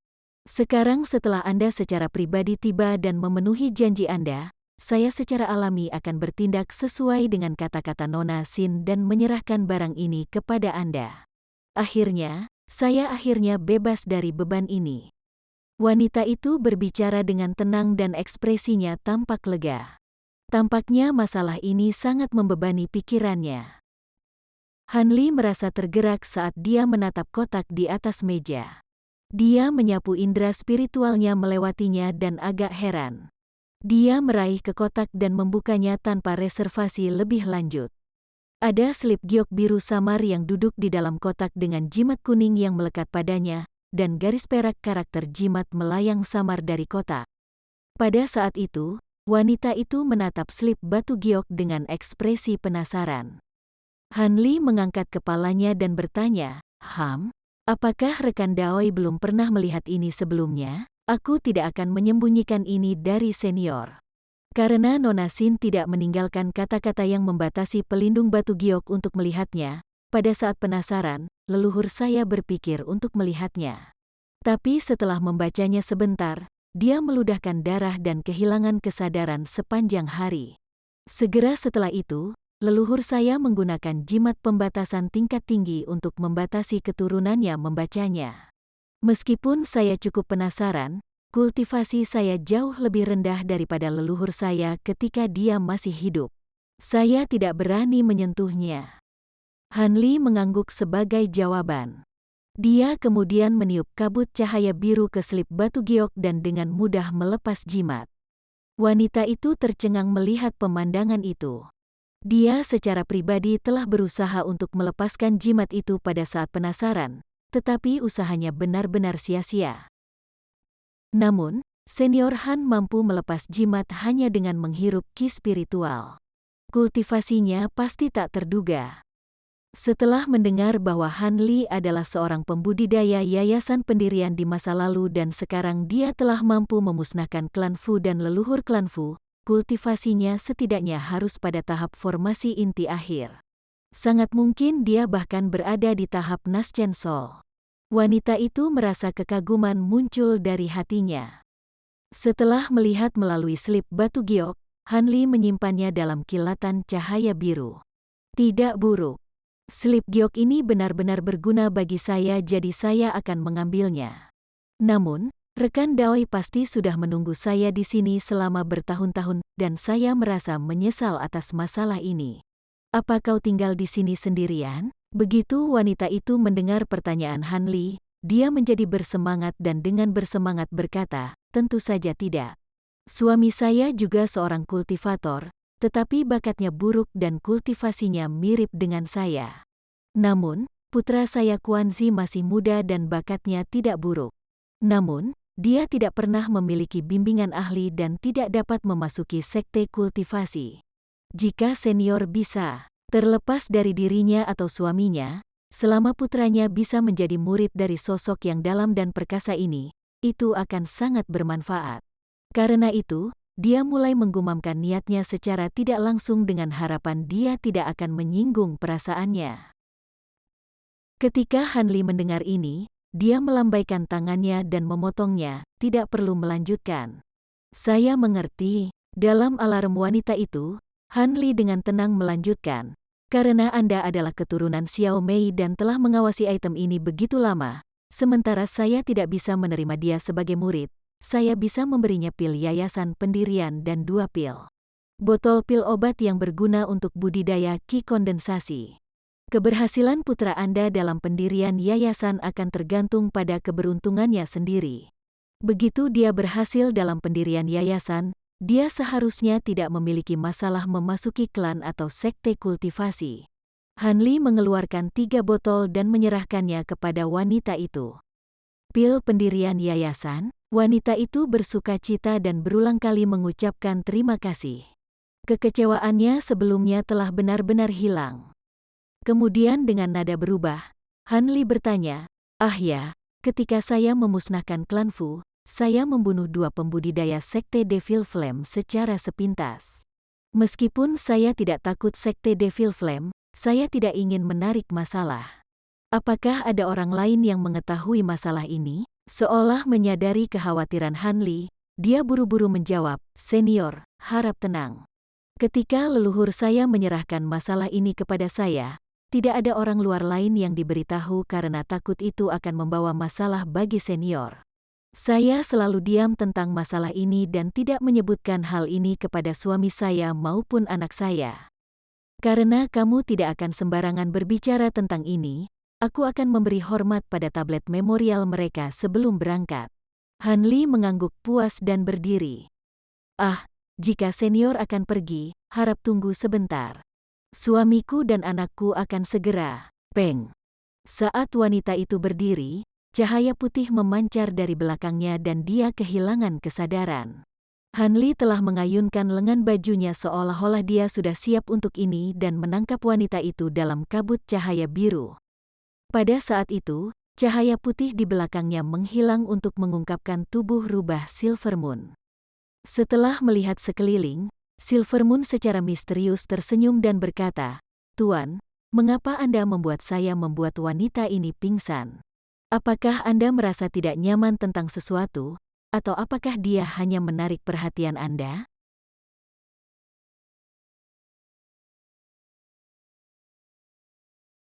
Chapter 657. Seni formasi baru lahir yang mendalam. Han Li tampak kesal saat dia dengan dingin mendengus, omong kosong. Saya tidak curiga terhadap wanita itu dan juga tidak menaruh dendam padanya. Namun, akan lebih baik bagiku untuk menghapus semua kenangan bertemu denganku hari ini. Jika ada desas-desus yang bocor, tidak hanya itu akan merepotkan saya, tetapi juga akan menarik malapetaka pada dirinya sendiri. Dengan tidak ada lagi yang bisa dikatakan, wajahnya bersinar dengan cahaya biru dan dia menekankan jari-jarinya ke kepala wanita itu, menggunakan teknik Dream Tear dari seni Yin yang mendalam. Itu akan menyegel beberapa ingatan terkait dan memalsukannya, menyebabkan wanita ini percaya bahwa dia berhasil memperoleh pil obat dari seorang ahli yang murah hati. Setiap kenangan yang berkaitan dengan Han Li akan sepenuhnya disegel. Teknik rahasia pengubah jiwa ini sebanding dengan teknik kontrol jiwa dan jarum tanpa khawatir, mengingat bahwa itu digunakan oleh seseorang dengan kultivasi yang jauh lebih hebat daripada miliknya. Namun, teknik ini mengharuskan pengguna memiliki kultivasi yang jauh lebih besar daripada target mereka. Jika tidak, target akan menderita kerusakan besar pada jiwa mereka. Adapun Han Li, dia tidak punya masalah menggunakan teknik ini pada wanita itu karena kultivasinya terlalu dangkal. 1/4 jam kemudian, Han Li selesai dan wanita itu tetap tertidur. Setelah menempatkan wanita itu kembali di kursinya, Han Li mengambil kesempatan untuk memberi hormat dengan benar kepada Qi Yun Xiao dan Xin Ruyin. Dia kemudian mengubah kepala leluhur klan Fu menjadi abu dan diam-diam pergi. Kembali dalam bentuk roh artefaknya, Silver Moon dengan penasaran bertanya, "Tuan, apa isi slip giok itu?" Guru tampaknya melihatnya dengan sangat penting. Han Li dengan cepat terbang ke langit saat dia dengan santai berkata, "Ini adalah catatan formasi mantra dari zaman kuno yang menggambarkan banyak formasi besar dan mendalam. Bahkan dengan pencapaian saya saat ini dalam formasi mantra, saya akan membutuhkan waktu yang cukup lama untuk memahaminya. Selain formasi mantra, ada seni rahasia yang benar-benar aneh yang sangat saya minati." Seni rahasia. Dengan pengetahuan guru saat ini dan seluruh rangkaian seni yin yang mendalam, seni rahasia apa yang dapat membangkitkan minat Anda? Silver Moon tersenyum lembut, tetapi suaranya memiliki rasa ingin tahu yang besar. Han Li tersenyum dan berkata, "Pernahkah Anda mendengar reputasi luar biasa dari pesan 3 kebenaran?" Tawa Silver Moon langsung berhenti dan suaranya bergetar karena kegembiraan saat dia bertanya, "Mungkinkah itu memegang seni mendalam Taois terbesar?" "Tentu saja tidak." Han Li dengan tegas membantah. "Oh, lalu mengapa guru menyebutkan seni dewa ini? Apa kau sengaja menggodaku?" "Tentu saja sekte Taois tidak mungkin membiarkan seni yang menantang surga ini bocor. Mereka sendiri bahkan tidak tahu apakah teknik ini sudah punah." Silver Moon menggerutu. Meskipun teknik rahasia slip giok bukanlah pemisahan 3 kebenaran, itu adalah jenis kemampuan yang serupa dari Dao Iblis. Itu disebut seni formasi baru lahir yang mendalam. Ekspresi awalnya tenang Han Li mulai mengungkapkan kegembiraan. Silver Moon berhenti dan berkata, "Seni formasi baru lahir yang mendalam. Teknik macam apa itu? Sepertinya saya belum pernah mendengarnya sebelumnya." "Saya juga belum pernah mendengar tentang teknik ini sebelumnya. Namun, seni kultivasi ini adalah teknik rahasia asli untuk mengolah jiwa primal kedua. Nanti, seseorang bahkan mungkin bisa memelihara Naschen Soul kedua." Nada bicara Han Li menjadi serius di akhir. "Jiwa baru lahir kedua. Apakah ini benar? Jika itu benar, setidaknya itu akan dianggap sebagai teknik surgawi yang hebat, bahkan jika itu lebih rendah daripada pemisahan 3 kebenaran." Semangat Silver Moon sangat terangsang. Semakin besar kemampuan Han Li, semakin dekat dia dengan tujuannya. Emosi Han Li yang melonjak dengan cepat berubah menjadi tenang sekali lagi. "Saya masih tidak tahu apakah itu benar. Saya harus kembali ke sekte awan melayang dan memeriksanya dengan cermat sekali. Namun, formasi mantra yang tercatat dalam slip giok adalah formasi kuno asli. Saya memiliki beberapa duplikat dari mereka di slip batu giok yang sama, jadi mereka tidak boleh salah." Cek-cek, keberuntungan guru benar-benar cukup baik untuk teknik ini yang akan langsung dikirimkan kepadamu. Namun, seni rahasia Dao Iblis mungkin kuat, tetapi mereka selalu cenderung menyukai keuntungan tergesa-gesa dengan biaya besar di kemudian hari. Semakin besar kemampuan surgawi, semakin jelas ini menjadi. Akan lebih baik bagi guru untuk melihat teknik ini dengan benar dan melihat apakah ada sesuatu yang salah. Han Li dengan tenang setuju, "Saya sadar, dan wajar jika saya akan berhati-hati. Jika ada sesuatu yang salah tentang itu, maka saya akan melupakan mengolahnya." Ketika Silvermoon mendengarnya, dia santai tetapi segera tampak bingung ketika dia bertanya, "Tuan, sepertinya Anda tidak terbang ke arah negara bagian Si. Anda tidak berencana untuk kembali ke Sekte Awan Melayang?" Han Li menghela nafas dan berkata, "Untuk saat ini, aku tidak akan kembali ke negara bagian Si. Saya ingin melakukan kunjungan ke negara bagian Yue. Bagaimanapun, ini adalah negara kelahiran saya. Saya memiliki beberapa keterikatan sekuler di sana yang harus saya putuskan sendiri. Jika tidak, akan ada kekhawatiran yang membebani pikiran saya yang akan mengganggu kultivasi saya di masa depan." Setelah hening sejenak, Silvermoon setuju, "Itu juga bagus." Pada tahap ini, guru hanya dapat mengejar dao tertinggi setelah dia melepaskan diri dari semua kekhawatiran dunia sekuler. Sudah cukup omong kosong untuk saat ini. Saya akan melakukan perjalanan secepat mungkin. Han Li mengakhiri percakapan dengan nada dingin. Dia kemudian menyelimuti dirinya dalam seberkas cahaya biru dan meningkatkan kecepatannya beberapa kali. Dalam sekejap, dia menghilang tanpa jejak. Tanpa sepengetahuan Han Li, di tempat yang jauh ada banyak pembudidaya berpakaian hijau yang diam-diam mencari melalui hutan. Mereka masing-masing memasang ekspresi ketakutan. Pada saat itu, seorang pria kekar berbicara kepada yang lain dengan nada penuh ketakutan. "Apa yang bisa dilakukan? Sudah berhari-hari dan belum ada informasi sedikit pun tentang Spirit Naschen. Jika kita tidak menemukan Spirit Naschen dalam waktu 3 bulan, Sekte akan mengirim penegak untuk kita." Seorang pria sarjana setengah baya bermata tegas berkata dengan nada dingin, Deklarasi untuk menemukan roh baru lahir dalam 3 bulan hanya diucapkan di saat-saat kemarahan. Semua orang tahu bahwa merebut kembali roh kayu yang baru lahir bukan lagi masalah yang bisa ditangani oleh seorang pembudidaya yayasan. Tetapi jika kita tidak menemukan jejak keberadaannya, saya khawatir malapetaka akan menimpa kita semua.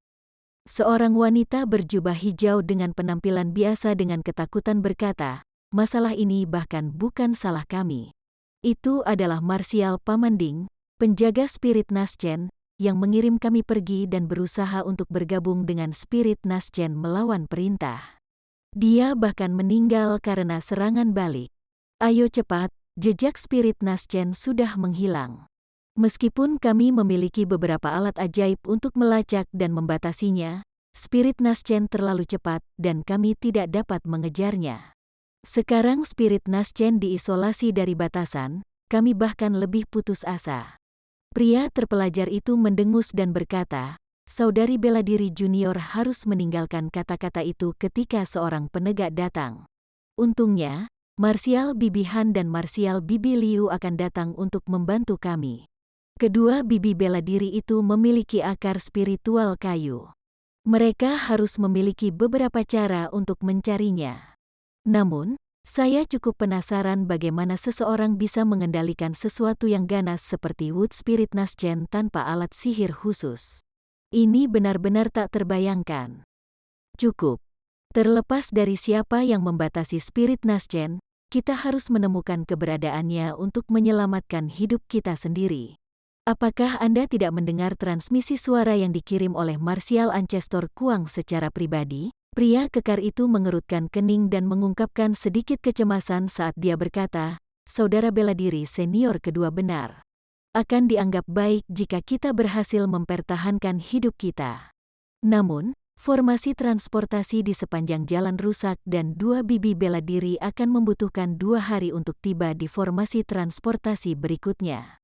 Apakah Anda berpikir bahwa pembudidaya yang menangkap roh baru lahir akan meninggalkan negara bagian Yuanwu selama ini?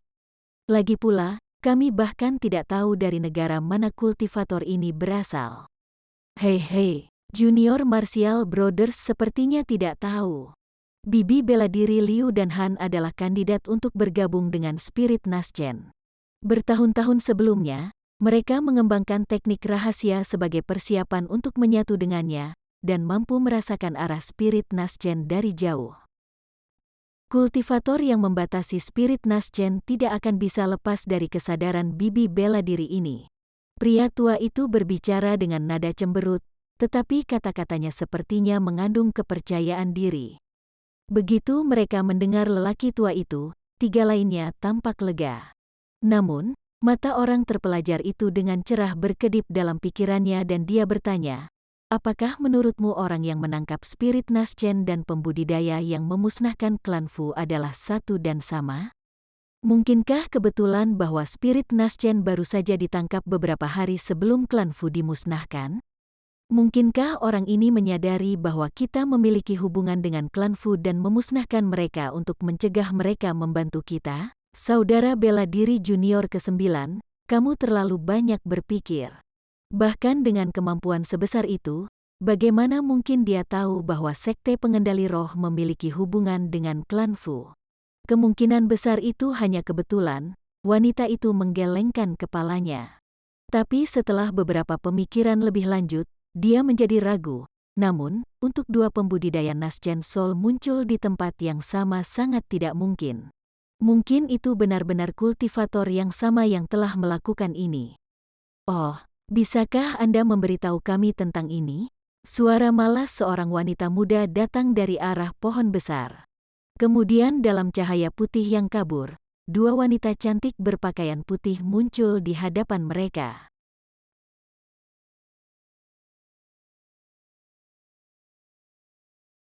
Chapter 658.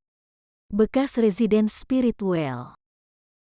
Keempat pembudidaya berjubah hijau terkejut saat melihat dua wanita berpakaian putih yang baru saja muncul, tetapi dengan cepat bergegas untuk memberi hormat kepada mereka. Bibi bela diri Han.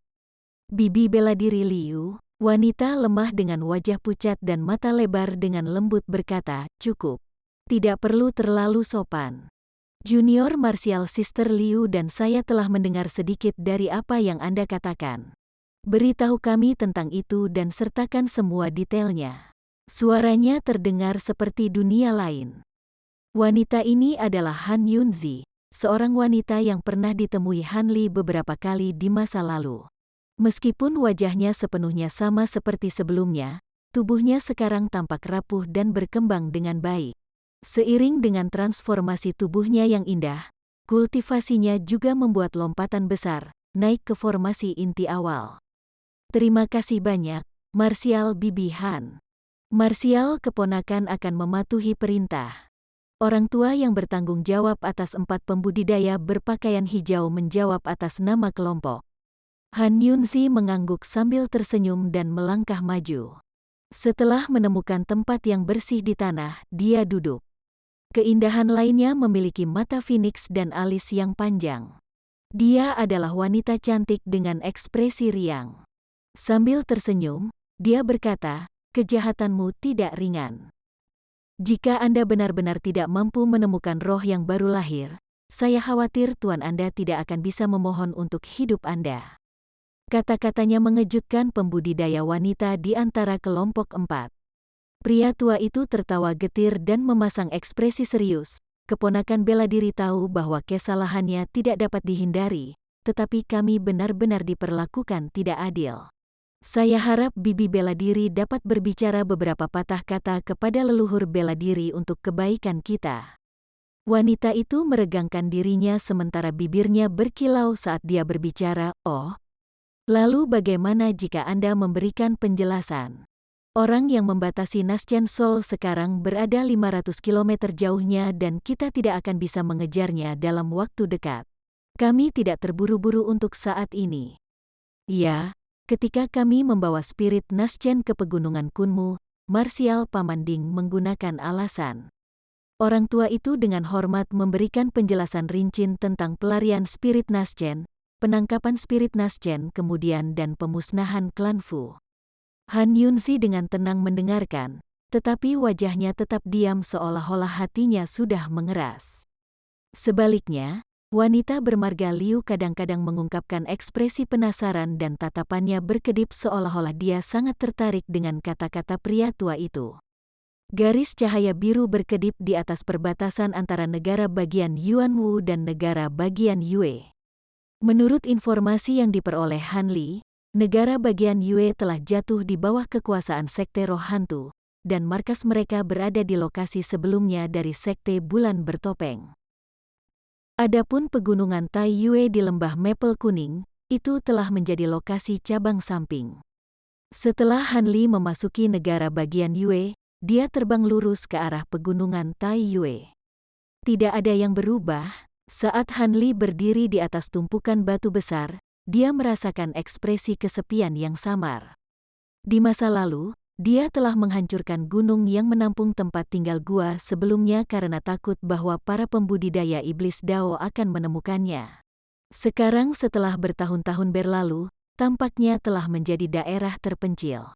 Tentu saja, siapa yang mengira bahwa ada kediaman seorang kultivator yang tersembunyi di bawah reruntuhan? Setelah bergumam pada dirinya sendiri sejenak, Han Li mengangkat tangannya saat matanya berkedip dengan cahaya putih. Beberapa boneka kera besar dilepaskan yang mulai dengan cepat membersihkan puing-puing di depan mereka. Boneka-boneka itu membersihkan puing-puing dengan meledakkan jalan setapak melaluinya dengan sinar cahaya berbagai warna, dengan cepat membuka jalan menuju kediaman gua yang terletak di bawahnya. Dengan lorong sempit yang terbentuk, Han Li memerintahkan boneka untuk berjaga-jaga saat dia terbang ke dalam. Kediaman gua tetap sama persis seperti ketika dia buru-buru meninggalkannya. Dia tidak bisa melihat tanda-tanda masuk, sangat melegakan. Dia tidak datang ke sini semata-mata untuk nostalgia tetapi untuk mata air roh yang terletak di kamarnya yang tersembunyi. Meskipun dia sudah memiliki sumur roh giok serta sumur roh peringkat tertinggi, pohon sumur roh, yang satu selalu memiliki lebih banyak ruang untuk sumur roh lainnya. Meskipun sumur roh ini agak kecil, dia secara alami ingin membawanya bersamanya karena dia sudah berada di negara bagian Yue. Mata air sumur roh itu utuh dan memancarkan untaian ki spiritual putih.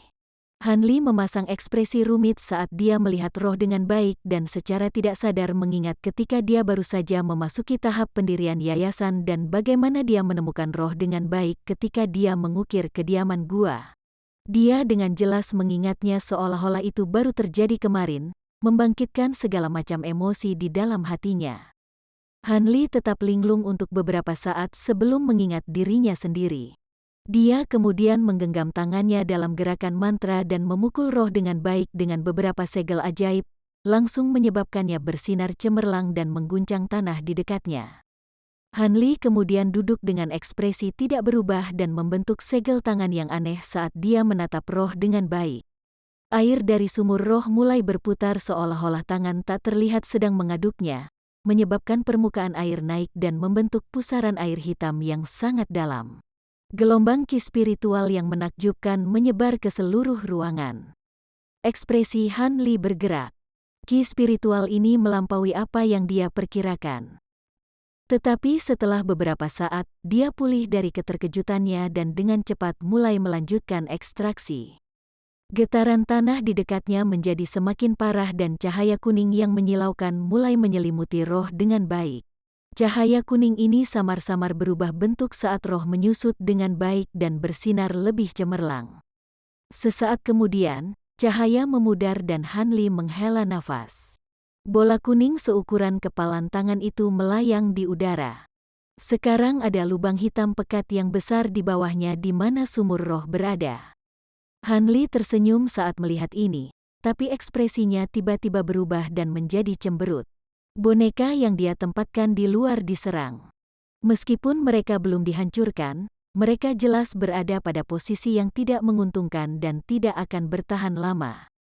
Han Li langsung mengeluarkan kotak giok dan dengan hati-hati meletakkan bola kuning di dalamnya. Dia kemudian terbang secepat yang dia bisa. Begitu dia tiba di luar, dia melihat beberapa pembudidaya berpakaian hitam yang telah mengelilingi boneka keranya sekitar 100 meter jauhnya. Seorang pria paruh baya berpakaian abu-abu yang cemberut memasang ekspresi bingung saat dia mengamati pertempuran. Kemunculan tiba-tiba Han Li langsung mengejutkan para pembudidaya di tempat kejadian dan pembudidaya berpakaian abu-abu berteriak agar serangan itu berhenti. Para pembudidaya berpakaian hitam buru-buru menghentikan tindakan mereka dan mundur ke sisi pria itu. Cahaya biru tiba di udara dan memudar untuk mengungkapkan Han Li. Dia tanpa ekspresi menatap beberapa pembudidaya dalam keheningan dan mengungkapkan kultivasi Nasjen Soul-nya dengan cara yang mengesankan. Pria berpakaian abu-abu itu melirik Hanli dan merasakan hatinya jatuh. Keterkejutannya segera digantikan oleh senyuman. "Senior, tolong jangan salah paham. Kami juniors tidak memiliki niat jahat. Kami hanya merasa bahwa ki spiritual di sini menjadi tidak normal dan kami dengan penasaran berpikir untuk melihatnya. Saya adalah Yuhun dari Ghost Spirit Sect, murid dari Master Splintered Soul. Kami tidak memiliki niat buruk." Tuan jiwa yang terbelah. Hanli mengerutkan kening dan merasa seolah nama ini terdengar familiar. Setelah berpikir sejenak, Hanli tiba-tiba teringat sesuatu. Bukankah ini nama salah satu eksentrik jiwa hantu sekte baru lahir? Dia ingat bahwa pria tua berambut perak Drifting Cloud Sekte telah menyebutkan bahwa orang ini kejam dan tidak bisa dianggap enteng. Saat pikiran Hanli bertanya-tanya, lelaki tua berpakaian abu-abu itu memperhatikan bahwa Hanli bereaksi terhadap nama tuannya dan dia menjadi jauh lebih nyaman. Namun, dia masih khawatir dan memaksakan senyum. "Senior mengenali tuanku.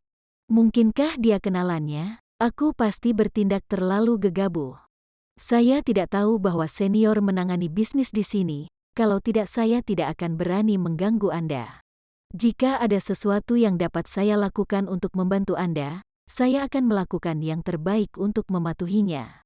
Kalau tidak, saya ingin meminta diri saya untuk dimaafkan sehingga saya bisa menyingkir dari Anda." Meskipun pria berpakaian abu-abu itu memiliki penampilan yang mengintimidasi, dia agak licik dan licik. Setelah mengajukan beberapa pertanyaan menyelidik, dia bertindak sangat hormat. Pada akhirnya, penampilan seorang kultivator Nasjen Soul yang tidak dikenal telah menyebabkan punggungnya berkeringat dingin. Hanli tanpa ekspresi menatap pria berpakaian abu-abu dan tidak menanggapi. Sebaliknya, ia melepaskan indera spiritualnya dalam lingkup 100 meter dan menemukan bahwa tidak ada pembudidaya lain. Tampaknya pihak ini benar-benar menemukan gangguan di dekatnya secara kebetulan dan mereka datang sendiri. Jika itu masalahnya, Hanli tiba-tiba merasakan dorongan untuk membunuh. Terlepas dari identitas sebelumnya sebagai pembudidaya lembah Maple Kuning, dia sekarang adalah sesepuh Drifting Cloud Sekte. Dia tidak mungkin melepaskan para pembudidaya sekte roh hantu ini dari genggamannya. Selain itu, tuan muda dari sekte roh hantu pernah hampir mengambil nyawanya, dan dendam yang tertahan masih terkubur di dalam hatinya. Ada juga fakta bahwa dia telah memasuki negara bagian Yue secara rahasia. Jika pintu masuknya ke negara bagian Yue mencapai telinga eksentrik sekte roh hantu, dia akan menarik perhatian mereka, tidak menghasilkan apa-apa selain masalah. Dia tidak ingin beberapa pembudidaya Nasjen Soul mengejarnya di seluruh negara bagian Yue. Orang ini. Tepat saat Hanli mempersiapkan serangan diamnya, seorang lelaki tua di antara kelompok pembudidaya berpakaian hitam tiba-tiba berteriak kaget saat melihat Hanli.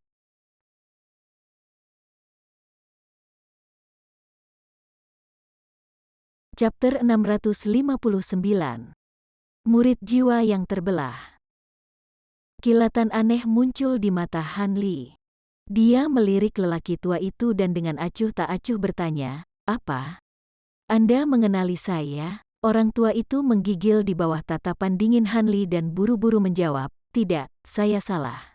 "Bagaimana mungkin junior bisa mengenalimu? Kamu mengaku salah?" Hanli acuh tak acuh mengusap dagunya dan menyapu pandangannya melewati yang lain seolah-olah dia percaya orang tua itu. Pria berpakaian abu-abu itu tampak bingung ketika dia melirik pria tua itu. Meskipun dia merasa itu aneh, dia tidak mampu untuk melanjutkan masalah ini. Dia hanya bisa memikirkan menyanjung Hanli dan entah bagaimana mengambil kesempatan untuk melarikan diri. Sebelum salah satu dari mereka bisa menjawab, Hanli perlahan berkata, "Karena Anda adalah pembudidaya sekte roh hantu dan telah menemukan jejak saya, Anda hanya kurang beruntung.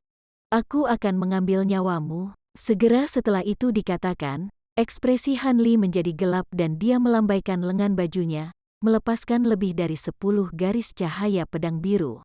Begitu cahaya pedang ini meninggalkan lengan bajunya, mereka berubah menjadi lebih dari 40 cahaya pedang secara kabur, dan menelan para pembudidaya berpakaian hitam dalam serangan yang luar biasa. Ketika pembudidaya berjubah abu-abu mendengar suara Hanli menjadi keras, dia tahu bahwa keadaan telah berubah menjadi yang terburuk. Kulitnya menjadi pucat saat melihat serangan penting Hanli. Tentu saja, dia tidak akan tunduk pada kematian. Dia secara naluriah memutar tubuhnya, melepaskan berdiri ki hitam yang tak terhitung jumlahnya untuk menutupi tubuhnya. Sebuah cabang emas dan perak segera terbang keluar dari kabut dan berubah menjadi ular piton emas dan perak untuk menjaga bagian depan ki hitam. Kultivator berpakaian abu-abu kemudian melakukan yang terbaik untuk terbang mundur dalam seberkas asap hitam, meninggalkan sisa kultivator berpakaian hitam pada nasib mereka. Terlepas dari lelaki tua itu, para pembudidaya sekte roh hantu lainnya dipenggal tanpa daya oleh serangan-serangan pedang biru. Saat lelaki tua itu lumpuh karena ketakutan, Hanli menjentikkan jarinya, meluncurkan untayan biru tipis dari garis pedang. Itu langsung masuk ke tubuh lelaki tua itu dan menyebabkan dia jatuh ke tanah. Ketika Hanli melihat ini, dia tidak lagi memperhatikan lelaki tua itu dan fokus pada pembudidaya berpakaian abu-abu yang telah melarikan diri lebih dari 300 meter jauhnya. Hanli mencibir dan dengan santai menunjuk ke lampu pedang dan memiliki lebih dari 100 garis cahaya pedang berkumpul bersama, langsung membentuk pedang biru besar. "Pergi," Hanli berkata dengan lembut. Pedang besar itu bergetar dan mengeluarkan dengungan teredam sebelum meluncurkan dirinya ke depan dengan kecepatan yang tak terduga. Dalam sekejap mata, ledakan cahaya biru yang menyilaukan meletus dari asap hitam. Serangan dari pedang besar memusnahkan ki hitam dan ular piton pada saat yang bersamaan. Dengan jeritan celaka, pembudidaya berpakaian abu-abu itu terbelah menjadi kabut darah kental. Hanli mengingat harta ajaib dan ekspresinya menjadi cemberut saat dia melirik lelaki tua yang terbaring tak sadarkan diri di tanah. Setelah berpikir lebih jauh, Hanli mengangkat tangannya dan menarik tubuh keriput lelaki tua itu ke dalam genggamannya. Cahaya biru kelap-kelip dari tangannya yang bebas, dia menekannya ke kepala lelaki tua itu tanpa ragu-ragu. Setelah waktu yang dibutuhkan untuk menghabiskan secangkir teh, api berkobar dari tangannya dan mengubah lelaki tua itu menjadi abu. Hanli melayang di udara dengan tangan dipegang di belakang punggungnya dan memasang ekspresi terperangah di wajahnya. Murid yang ditinggalkan Sekte Ikatan Harmonis, Dong Xuaner, benar-benar membentuk inti. Namun, sungguh aneh bahwa dia akan mengirim pria untuk mengejarku. Asal-usul lelaki tua itu cukup rumit. Dia pernah menjadi murid dari Sekte Ikatan Harmonis, tetapi karena dia telah sangat melanggar hukum sekte dan takut jiwanya akan dimurnikan, dia mengubah penampilan dan identitasnya. Dia tetap tersembunyi di dalam sekte roh hantu sejak itu. Secara alami, Hanli tidak peduli dengan hal-hal seperti itu. Yang mengejutkannya adalah bagaimana lelaki tua itu bersama dengan banyak murid Sekte Ikatan Harmonis lainnya dikirim untuk mencari Hanli dengan panik oleh tahap formasi inti Dong Xuaner. Orang-orang ini bahkan dikirim ke Aliansi 9 Bangsa untuk mencari jejak Hanli. Sepertinya lelaki tua itu secara mengejutkan mengenali Hanli karena pernah melihat potretnya sebelumnya. Pada saat itu, Hanli telah berada di Laut Bintang yang tersebar dan masalah tersebut akhirnya tidak terselesaikan. Sampai saat ini, Hanli merasa sangat bingung. Dia tidak begitu sia-sia untuk berpikir bahwa Dong Xuaner menyukainya. Karena itu, dia merasa bahwa ada alasan yang lebih dalam untuk terus-menerus mencarinya. Sangat disayangkan bahwa status lelaki tua itu pada saat itu tidak tinggi dan dia tidak memiliki informasi lebih lanjut tentang masalah ini. Setelah merenung sejenak, Hanli tidak bisa memikirkan alasan mengapa Dong Xuaner mengirim orang untuk mencarinya dan dia menggelengkan kepalanya, menempatkan masalah itu di belakang pikirannya. Sekarang setelah bertahun-tahun berlalu, masalah ini tidak mempengaruhinya sedikit pun. Ada lebih sedikit alasan untuk khawatir karena dia sekarang adalah seorang pembudidaya Naschen Sol. Dengan pemikiran itu, Hanli berurusan dengan mayat para pembudidaya sekte roh hantu dan melirik ke arah bekas lokasi lembah Maple Kuning sebelum berangkat dari pegunungan Tai Yue. Tanpa sepengetahuan Hanli, pada saat yang sama dia membunuh kultivator berpakaian abu-abu. Seorang kultivator berjubah hitam, berkulit keriput terbangun dari meditasinya dengan cemberut dan menghela nafas. Dia kemudian mengeluarkan medali tulang hitam pekat dari jubahnya. Kultivator berjubah hitam mengutak-atik medali tulang dan meliriknya dengan mata menyipit. Ekspresi tegas muncul dari wajahnya. Sesaat kemudian, dia berdiri dan berjalan keluar dari ruangan terpencil. Setelah berjalan menyusuri koridor yang panjang, pembudidaya berjubah hitam tiba di aula besar dan dia dengan tenang duduk di kursi batu. Dengan cahaya putih berkelap-kelip yang memancar dari tangannya, dia mengeluarkan bel perunggu kecil. Sebuah dentang keras terdengar dengan ayunan santai bel. Sebuah cincin yang dalam terus bergema darinya, menyebar ke jarak yang tidak diketahui. Pria berjubah hitam itu menyingkirkan bel kecil dan tetap diam di kursinya. Beberapa saat kemudian, 3 pembudidaya formasi inti buru-buru memasuki aula dari 3 pintu samping, 2 pria dan 1 wanita. Mereka secara berbeda berdiri di depan lelaki tua itu dengan kepala menghadap ke bawah dengan ekspresi serius. Baru saja, cahaya dari medali kehidupan saudara bela diri junior ke-6 Anda padam. Sepertinya dia menemui akhir yang kejam. Meskipun saya tidak tahu apa yang sebenarnya terjadi, dia adalah murid saya, jiwa terpecah. Aku tidak bisa membiarkan kematiannya tetap tidak terjawab. Temukan pembunuhnya dan bawa dia padaku hidup-hidup. Saya berharap mereka memberi saya cerita di balik apa yang terjadi. Kultivator berpakaian hitam dengan acuh tak acuh berbicara seolah-olah dia sedang mendiskusikan masalah sepele. Ketiga pembudidaya pada awalnya terkejut tetapi mereka segera memberi hormat kepadanya dengan kepala tertunduk, seperti yang Anda tawarkan kepada Tuan. Kami akan segera berangkat. Saya harap lain kali saya melihat Anda akan telah menempatkan si pembunuh di Immortals Hold. Kultivator berjubah hitam mengangguk dan meninggalkan aula tanpa sepatah kata pun. Hanya 3 pembudidaya formasi inti, para murid jiwa terpecah, yang tersisa di aula. Setelah beberapa saat mempertimbangkan, pembudidaya dengan penampilan yang berani dan jelas mengatur dengan tertib, saudari bela diri junior ke-5, kirim jimat transmisi suara ke cabang sekte di Pegunungan Tai Yue sesegera mungkin. Mari kita lihat apakah mereka tahu tentang pertemuan saudara bela diri junior ke-6 dengan kecelakaan atau tidak.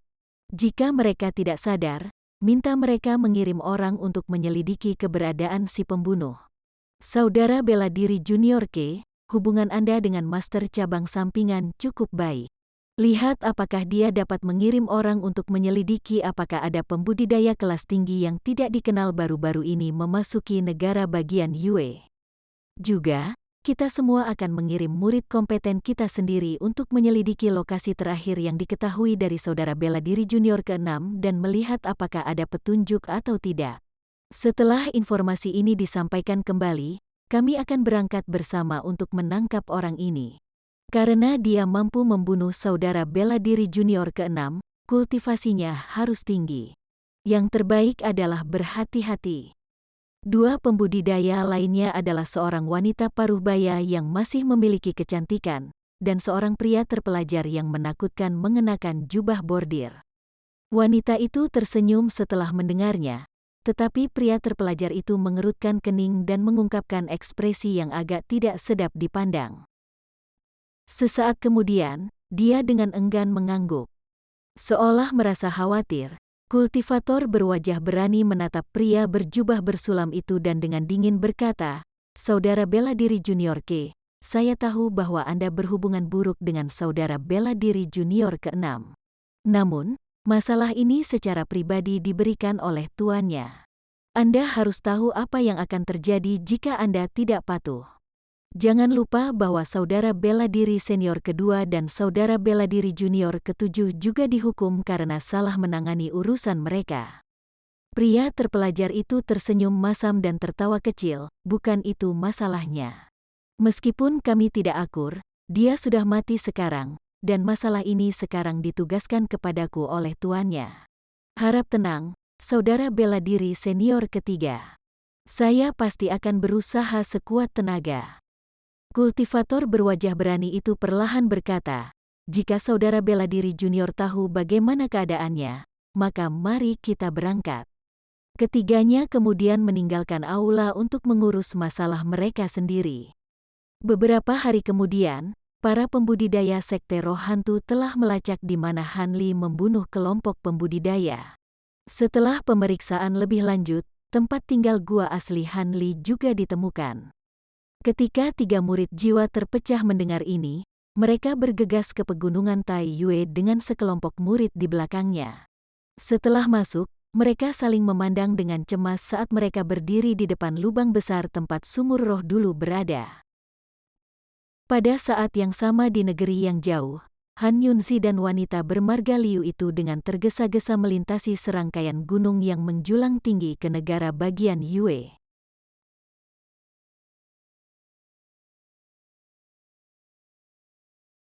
Chapter 660.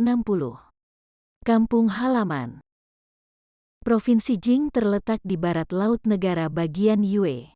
Karena itu adalah daerah terpencil, hanya ada sedikit kota tetapi banyak desa kecil, dan banyak gunung dan bukit kecil di dalam perbatasan provinsi serta banyak daerah terpencil yang jarang ditemukan. Akibatnya, Provinsi Jing juga merupakan rumah bagi lebih banyak bandit daripada provinsi lain, dan juga merupakan tempat tinggal paling banyak seniman bela diri Jianghu. Meskipun tidak pernah ada faksi besar Jianghu yang berhasil menyatukan wilayah tersebut, daerah ini telah menghasilkan banyak karakter yang tangguh. Pengawal dan pengawal karavan bangkit menentang banyak bandit. Suatu hari, di sisi jalan tanah yang sepi, pemandangan yang agak umum terjadi di Provinsi Jing. Ada lebih dari 100 pria berotot mengenakan pakaian kasar, masing-masing dengan syal hitam menutupi kepala mereka, mengelilingi 30 pria berpakaian biru dengan berbagai senjata. Para pria berpakaian biru pada gilirannya melindungi beberapa gerbong di tengah mereka. Itu adalah adegan sekelompok bandit melawan sekelompok pengawal karavan.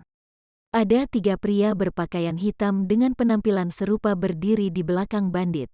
Mereka dengan dingin melirik pemandangan itu dengan kebencian sesekali muncul di wajah mereka. Di dekat gerbong ada beberapa pria, tua dan muda, mengenakan pakaian pelayan yang serupa. Mereka masing-masing memiliki tongkat di tangan dan memasang ekspresi gugup.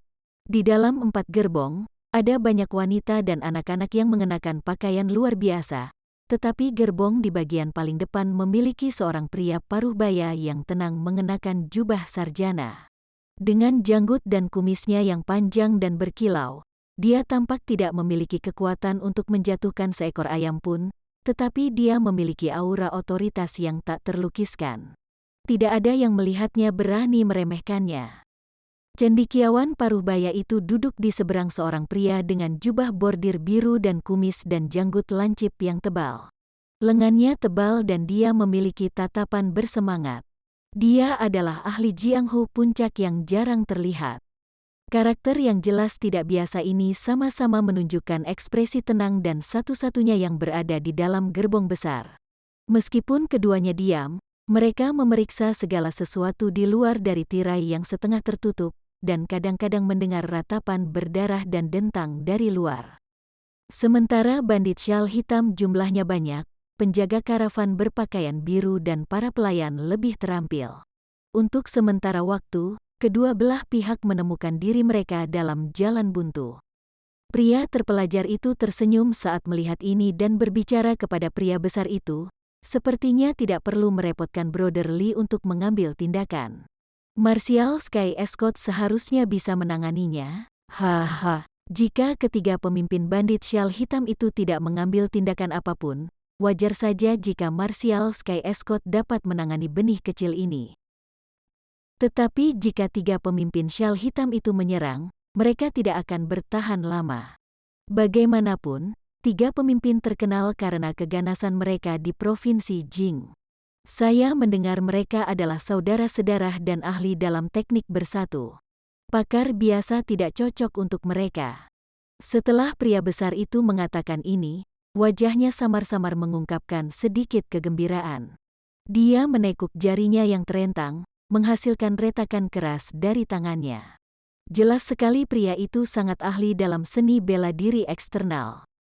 Ketika pria terpelajar melihat ini, dia tanpa sadar tertawa, "Saudara Lee, keinginanmu untuk bertarung sama persis dengan ayahmu." Pria besar itu menjawab dengan senyum tak berdaya, "Adik Han, itu sudah diduga. Klan Lee kami adalah salah satu warisan bela diri. Jika kita menemukan lawan yang menarik, wajar saja jika kita ingin mengukur kekuatan mereka. Sama seperti bagaimana klan Han Anda selalu menjadi salah satu dari reputasi sastra yang hebat, dan bagaimana selalu ada satu atau dua dari klan Anda yang berhasil memasuki istana kekaisaran sebagai pejabat." Pria besar itu kemudian menyilangkan tangannya dan berkata, "Tetap saja, saya cukup bingung bagaimana klan Han dan Lee kami berhasil membentuk ikatan seperti itu meskipun memiliki sedikit kesamaan. Persahabatan ini telah bertahan lama selama beberapa generasi dan belum memudar seiring waktu." Pria terpelajar itu tersenyum dan berkata, "Haha. Dalam beberapa hari terakhir, saya membolak-balik beberapa surat dan secara tidak sengaja menemukan beberapa peristiwa dari masa lalu. Jika saudara Lee ingin tahu tentang mereka, saya dapat memberitahu Anda tentang mereka, tetapi saya tidak tahu seberapa banyak kebenarannya." Ketika pria besar bermarga Lee mendengar ini, dia berkata dengan ekspresi penasaran, "Benarkah? Klan Lee kami tidak memiliki kebiasaan merekam leluhur kami. Selain meninggalkan beberapa ajaran bela diri, ada sedikit hal lain yang tertinggal, apalagi sejarah di balik persahabatan klan kita." Pria besar itu menatap ke kejauhan dan ekspresinya berubah. "Tidak bagus, ketiga pemimpin itu telah memutuskan untuk menyerang. Kita harus menunda ini untuk saat ini. Ceritakan tentang itu setelah saya mengurus ketiganya." Dia kemudian menembak keluar dari kereta seolah-olah dia diluncurkan dari panah otomatis. Segera setelah itu, lolongan tawa lelaki besar itu bisa terdengar, diikuti oleh jeritan sedih. Pria terpelajar itu menghela nafas dan menggelengkan kepalanya sebelum menutup tirai. Dia tidak merasa perlu untuk melihat keluar karena dia sangat percaya pada pria besar itu. Setelah waktu yang dibutuhkan untuk menghabiskan secangkir teh, suara di luar tiba-tiba berhenti.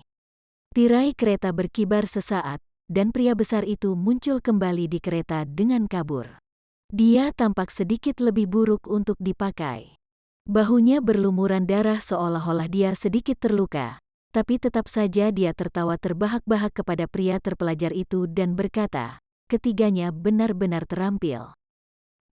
Mereka harus membuat saya melakukan sedikit, tetapi setelah menyaksikan kekuatan saya, bandit syal hitam telah menghilang dari provinsi Jing." Pria besar itu tampaknya menikmati dirinya sendiri. Ketika orang terpelajar mendengar ini, dia memasang ekspresi minta maaf, "Jika saya tidak membawa saudara Lee, saya khawatir saya akan melewati sisi lain dengan rute ini menjadi tempat kematian saya. Karena kebencian besar yang dimiliki musuh-musuh itu terhadap saya terpaksa melibatkan saudara Lee." Pria besar bermarga Lee dengan santai berkata, "Apa maksudmu melibatkan? Klan Lee terus memantapkan diri mereka di puncak Jianghu hanya karena bantuan besar klan Han. Saling membantu sama sekali bukan urusan eksternal." "Itu benar, tapi aku hanya bersikap sebaliknya." Senyum pria terpelajar itu digantikan dengan ekspresi tenang. Sepertinya dia adalah salah satu dari pikiran yang fleksibel.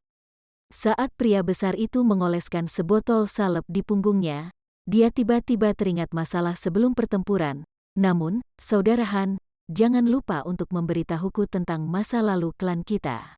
Aku cukup penasaran tentang ini." "Tentu saja." Ketika menyebutkannya, persahabatan klan kami cukup tak terduga. Apakah Anda ingat Sekte Tujuh Misteri, hegemon Provinsi Jing beberapa dekade yang lalu? Nenek moyang kita adalah saudara bela diri di dalam faksi Jianghu ini. Menurut apa yang dikatakan dalam surat itu, paman buyutku disumpah bersaudara dengan leluhurmu. Persahabatan klan kami berasal dari persahabatan mereka sendiri. Dikatakan juga, paman buyut saya adalah karakter yang cukup tangguh. Dikatakan, saat cendekiawan Paruh Baya dengan tenang berbicara, pria berpakaian biru mengubur mayat dari kedua sisi dan membuat kereta bergerak sekali lagi. Kereta segera menjadi jauh dan menghilang dari jalan yang sepi. Desa Sapi Hijau. Han Li melayang 1 kilometer di udara dengan tubuhnya tertutup cahaya biru. Dia menatap desa di bawah dengan sedikit keraguan. Meskipun desa ini dulunya sangat kecil, hanya membentang beberapa kilometer di daerah itu, dia tidak lagi dapat menggambar kesamaan dengan jalan-jalan yang dia ingat, tetapi dia berhasil mengingat sekitarnya. Tampaknya itu benar-benar desa asalnya. Selama bertahun-tahun ketidakhadirannya, desa itu telah berubah menjadi kota yang ramai. Setelah menatapnya dari langit, dia ragu-ragu sejenak sebelum turun ke gang terpencil dengan kedok teknik penyembunyian. Setelah itu, dia berjalan keluar dari gang dengan angkuh dan perlahan menuju ke jalan. Melihat rumah dan bangunan asing saat dia berjalan di jalan, Han Li bergumam pada dirinya sendiri, ini sangat berbeda. Untuk beberapa alasan yang tidak diketahui, dia tahu bahwa jika dia pergi ke barat, dia akan dapat melihat hutan dan gunung hijau tempat dia menghabiskan masa kecilnya. Namun, langkahnya menjadi ragu-ragu dan lambat saat dia mengambil perubahan besar yang terjadi pada Green Oaks Village. Pada saat itu, ekspresi Han Li tenang, tetapi dia berharap dia akan segera menemukan sesuatu yang familiar. Namun, Han Li hanya kecewa sampai dia tiba di persimpangan 3 arah. Dia berhenti dan menatap sebuah restoran lusuh kecil di sisi jalan. Restoran itu sudah usang dan hanya setinggi 2 lantai dengan papan nama kekuningan bertuliskan aroma musim semi. Itu adalah restoran yang pernah dikelola oleh paman ketiga Han Li, Fatih Han. Han Li melirik restoran dan samar-samar ingat berjalan melalui pintu gesernya.